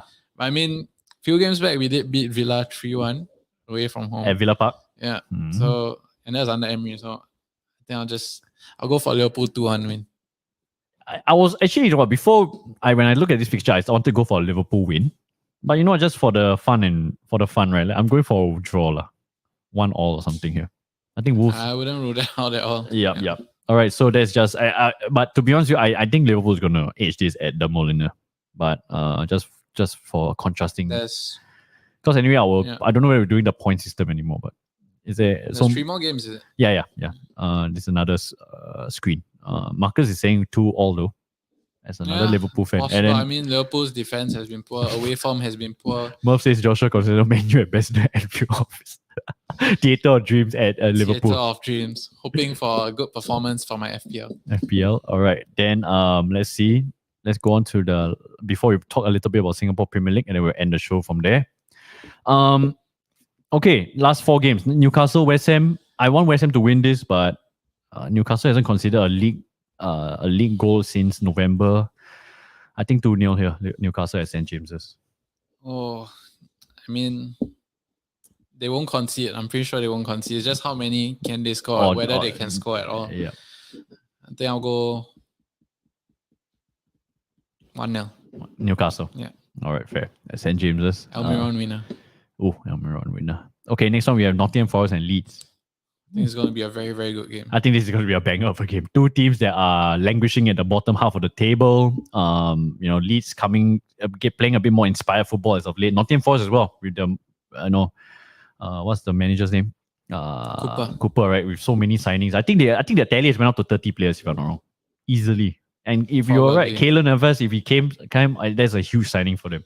But Dean Henderson hasn't been terrible for them. Yeah, it's been actually really good. Yep.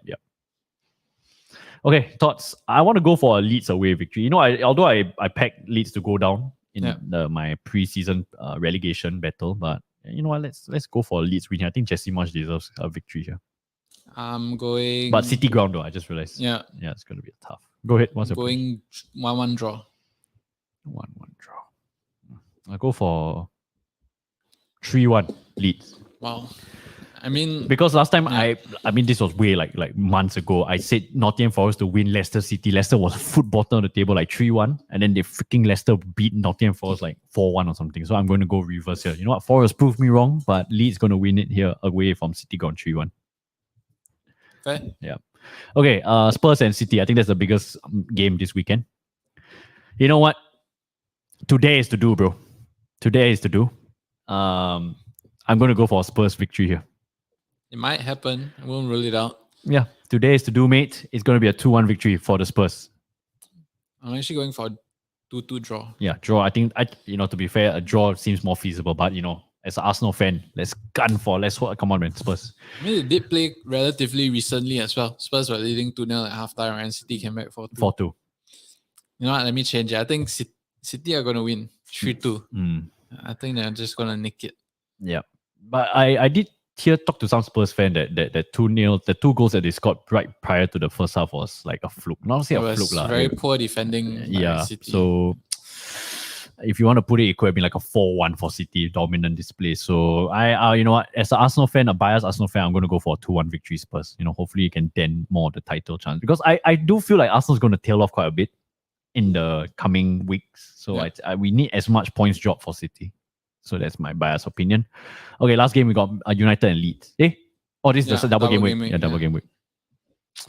Oh, that means I didn't include the rest of the games? Oh no, this is the last of the double game week. It's the only game. The only 2 teams that are playing twice. Okay, Man U Leeds. At the Theatre of Dreams again. How are you doing, Ambassador of Manchester United at Anfield? I think Leeds might score. I think they might. So I'm going 3-1. Just now, United playing against Crystal Palace, right? And I said 1-0, right? Oh, 2 games quite on the trot. They'll be tired. But Leeds also as well. I think I'm going for 2-0 because Leeds is going to play double away fixture. I think it's going to be so I'm pegging Leeds to win against Forest, but they'll fall short against United. Yeah, I think it's going to be tough because they're playing Sunday, then they're playing Wednesday, so be a bit of fatigue.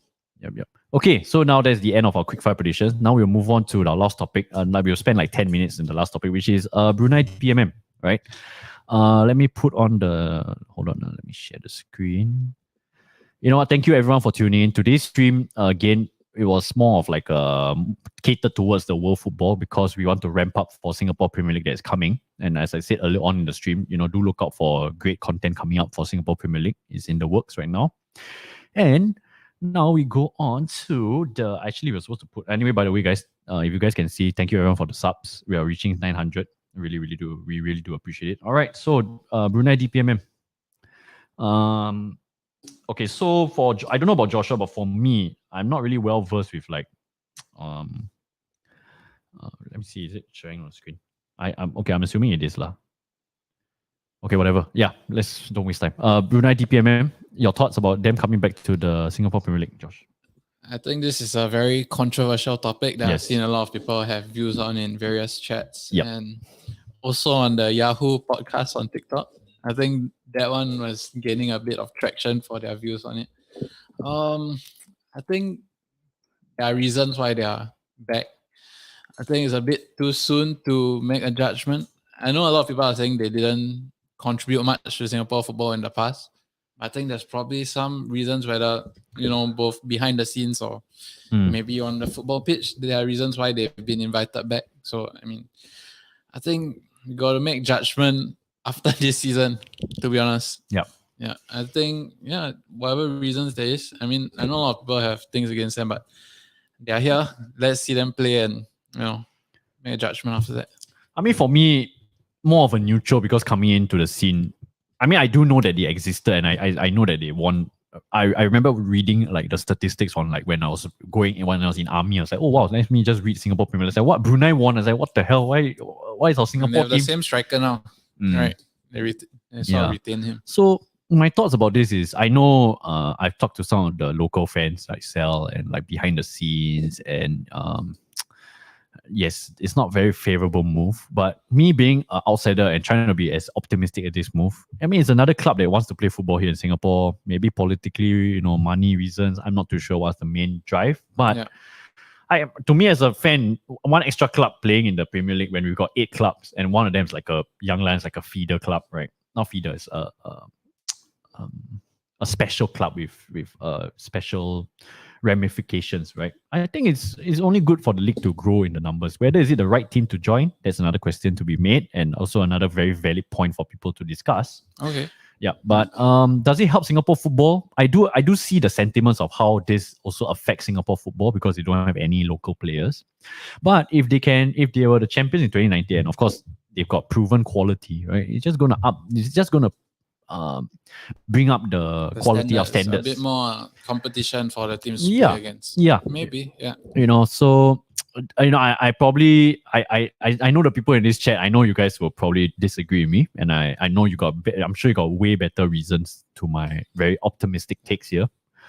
But I can't complain. Another club coming in. Yes, they don't bring up in much for local football, but one extra club to add in more feisty. And okay, I'm also coming from more of like a fan point of view in terms of like how to attract, because I told you guys, right, the goal difference in this upcoming SPL season, one of our goals is try to attract more people into the game, right? So from a marketing point of view, it's kind of used. I kind of like the DPMM angle, like, oh wow, ex-champions coming back from Brunei. Then sorry to be a bit blunt, guys, but having a common I won't say enemy, but a common, something that's rival, a common rival that all the teams can root against. You see the chat right now, they're all saying Brunei, they have their reservations about Brunei. So I think this is a good way to rally more fans to come to the games. Maybe even Brunei away days for the goal difference, we may be traveling up there, so we'll see how that goes. Yeah, so that's my optimistic take about this. I know the negative sides and I don't want to address it on this stream. Maybe in a future episode we can address it. But I thought I want to keep this stream more positive about the DPMM's return to the league. Yeah, that's quite a fair point, because I was just about to ask you, like, say you're in army and you're saying about Brunei coming back. Like maybe not even army, just like a neutral reading the news about Singapore Premier League. I do agree that you could actually be intrigued by the proposition of, hey, what's this Brunei thing about? Like, and then when you go there, I don't think any Singaporean will go. At least most will go to a stadium to watch a football game if Brunei is playing a Singaporean club and cheer for For Brunei. Exactly. So I get what you're saying in terms of, bringing people together and forming like a common team to root against. Yeah. So you see, fair point. Yeah. So this is a great storyline that we can build upon. So I've seen the videos online of like people bashing them. I know, like as I said, the community we have our reservations, and I'm not disagreeing with you guys, right, about the negativity of what they bring in, because I know what you guys have shared story about the past, and you don't just leave and then you come back like, oh yeah, I'm a new club. No, it's the past still sticks to your reputation, right? But I think this is good. If you want to just look forward, they're already in the league, right? What are you going to do? So that's my opinion lah. Sorry if I offend people. They're already in the league. What are you going to do? Just bring them in. Let's look forward and how to make this a better situation. How do you make this a better situation? Just look at them like a common rival to root against, like what Josh is saying, right? And we can try and get more people into the games. And you made a good point, right? It's like, as a football fan that doesn't know much about local football, right? General football fan, you see like, oh wow, Brunei is coming back. I think the general consensus is like, oh wow, there's like money that there's a reason for a club like that wants to come back, right? Whether is it money, whether is it like a good traction in the league, whatever the case is, it's something positive you can take from it as a neutral fan. So it only bodes well for us attracting more players and more fans into the stadiums. Yeah, I mean, to your point, like the move has already been made. Instead of, you can of course go out and say what's bad about it. Everyone can have their opinions on what's the negatives of them coming back. I'm sure valid points, as you mentioned. Yep. But to your point, I think instead of like focusing on what's bad about them coming back, how can we, make this situation good for Singapore football? Yep. With them in it, since it's already been done. Yep. Again, I'm trying to be like a devil's advocate here because I know the overwhelming response of negativity for them coming back. So, as me, my own tangent, this is not the goal difference take. This is just me, Brendan, right? I as a common fan, I just think like, it's already been done. What can we do, right? Just have to embrace it and trying to move on and make the situation better. Right. And also, I'm quite excited to go to like Brunei. Let's see how Brunei is. Right. I went there during NS actually. Oh, really? Yeah, but the R&R is like one day. One day? How was it? Okay, we don't say there's a lot of things to do. Yeah, but, that's what I've heard from some people who went there recently. They're actually promoting their ecotourism, so like the forest and all this. So maybe if you go there for like 2 days, 3 days, you can go check those stuff out. Yeah, fair. Okay, so there's no pro club and they have no complaint. Even MSL rejected the application. Fair. We saw the league, right? Brunei, the DPMM, they were like 39 goals and 55 goals and like 1 goal conceded, unbeaten. If Brunei decided to become a full Singapore, I would fully agree. Fair. I mean, I guess like for you guys also, like sales point, right? Like what was I going to say? Like Albirex Niigata, right? They are also not full. I mean, they have just this season or like the end of last season, they announced that they're trying to make it a bit more fully fledged localized team. I mean, the past maybe 2-3 seasons, it's been I think 1 Singaporean in the starting 11. Yep. So the fact that maybe in the future they can go towards that angle lah. And just the screen just went off. But okay, I think that's a sign that we need to go off soon. Yeah, Liverpool under 21. No, so yeah, Sal is saying that if Brunei said like if double standard, why don't Liverpool under 21 play in SPL? I think sadly a lot of people will be supporting Liverpool instead of the local teams. Yep. All right, so okay, so we're gonna end the stream soon. Let's do the last talking point here, which is I think this won't be the last time we'll be talking about this, but SPL has already announced the fixtures, right? I'm sure Josh and I will be at the games. So we are looking forward to see you guys there. Just a fun fact, guys. I know this is just going a bit off topic, but some of the Malaysian, what I call it, the traveling CEO, the guy that I interviewed for the Causeway Derby vlog, he's planning to come down to Singapore. So I think that will be quite interesting. Then, the community chat, you guys have really seen there's a lot of traction going, like Rohit, Ryan, Pushpam, all interested to join the games. Yeah. And I think this is good because Hougang United against Albirex, I think I'll probably want to sit with the Hougang fans, sit with Sal, sit with Murph, the gang, Riyadh, they all. Riyadh. 19th is Saturday. Yeah, Saturday. And yeah, I'm going to do a vlog there, hopefully so. And it's going to be a banger vlog because there'll be a lot of new faces coming to watch a local game. I think that's a great fanfare. Radio Daydream. Yeah, when I was there during NS, I don't know, I'm not sure. I heard there was only a mall that they bring all the NSFs to. It's called The Mall. Yeah, you can go check it out. We'll see when they announce. They say that Brunei is going to play their games in Jalan Besar for like the 3 home games, and then because the current stadium is under renovation. Bandar Sri Begawan. Sorry, I don't know the name. Yeah. Yeah. So go check out the stadium. Yeah. So I think Sel just comment. So Ian is saying see the Hulls. Yeah, I may want to see the Hulls give like do a vlog. If you guys allow me to, I may want to do a vlog with the Hulls. I think it'll be quite fun as well. And I'm just really, really looking forward to the new season. I hope that the content that will churn out will be good. More fanfare. I think the league is starting to grow. There's a bit more traction, and yeah, I'm trying my best to attract more people at the games. I think the games is quite infectious and quite fun to go. So hopefully, we'll see better of the Orange. Geylang is going to be a fantastic game. Banger of a game, Geylang. Yeah. So today's episode we're not going to talk too much about each team, like what they've done in the preview and the preseason preview. Right. As I said, we're going to do it on a dedicated episode. So do look out for that. I'm going to do the Sailors one first. I think with Eddie, there'll be one to look out for.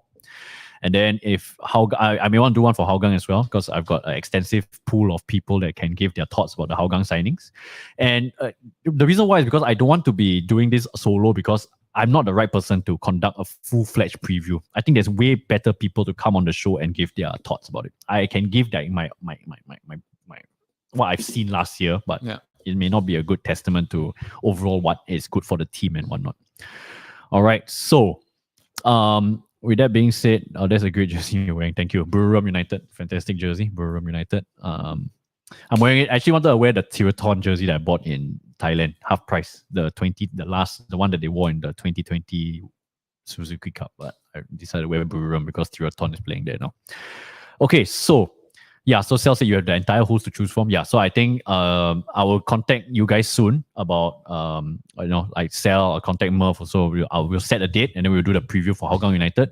I may not do all the teams because I think the teams too many teams. We'll see. Maybe Young Lions. I may have to talk to some people whether Young Lions they want to do. With that being said, I think that's the outro.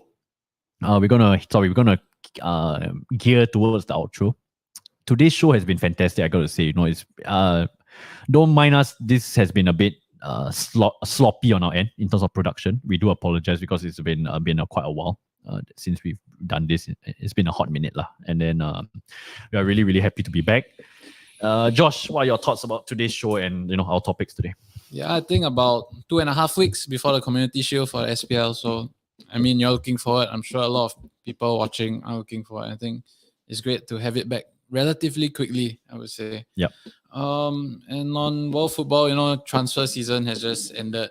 Disappointing that Liverpool have only gotten Gakpo, which maybe was not the most pressing need. Yeah.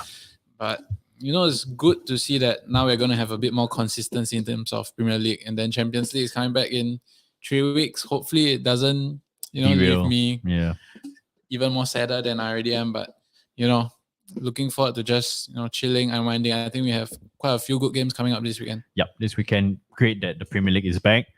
Just want to say thank you everyone for tuning in. It's funny how more people are tuning in at the outro, but it's all good.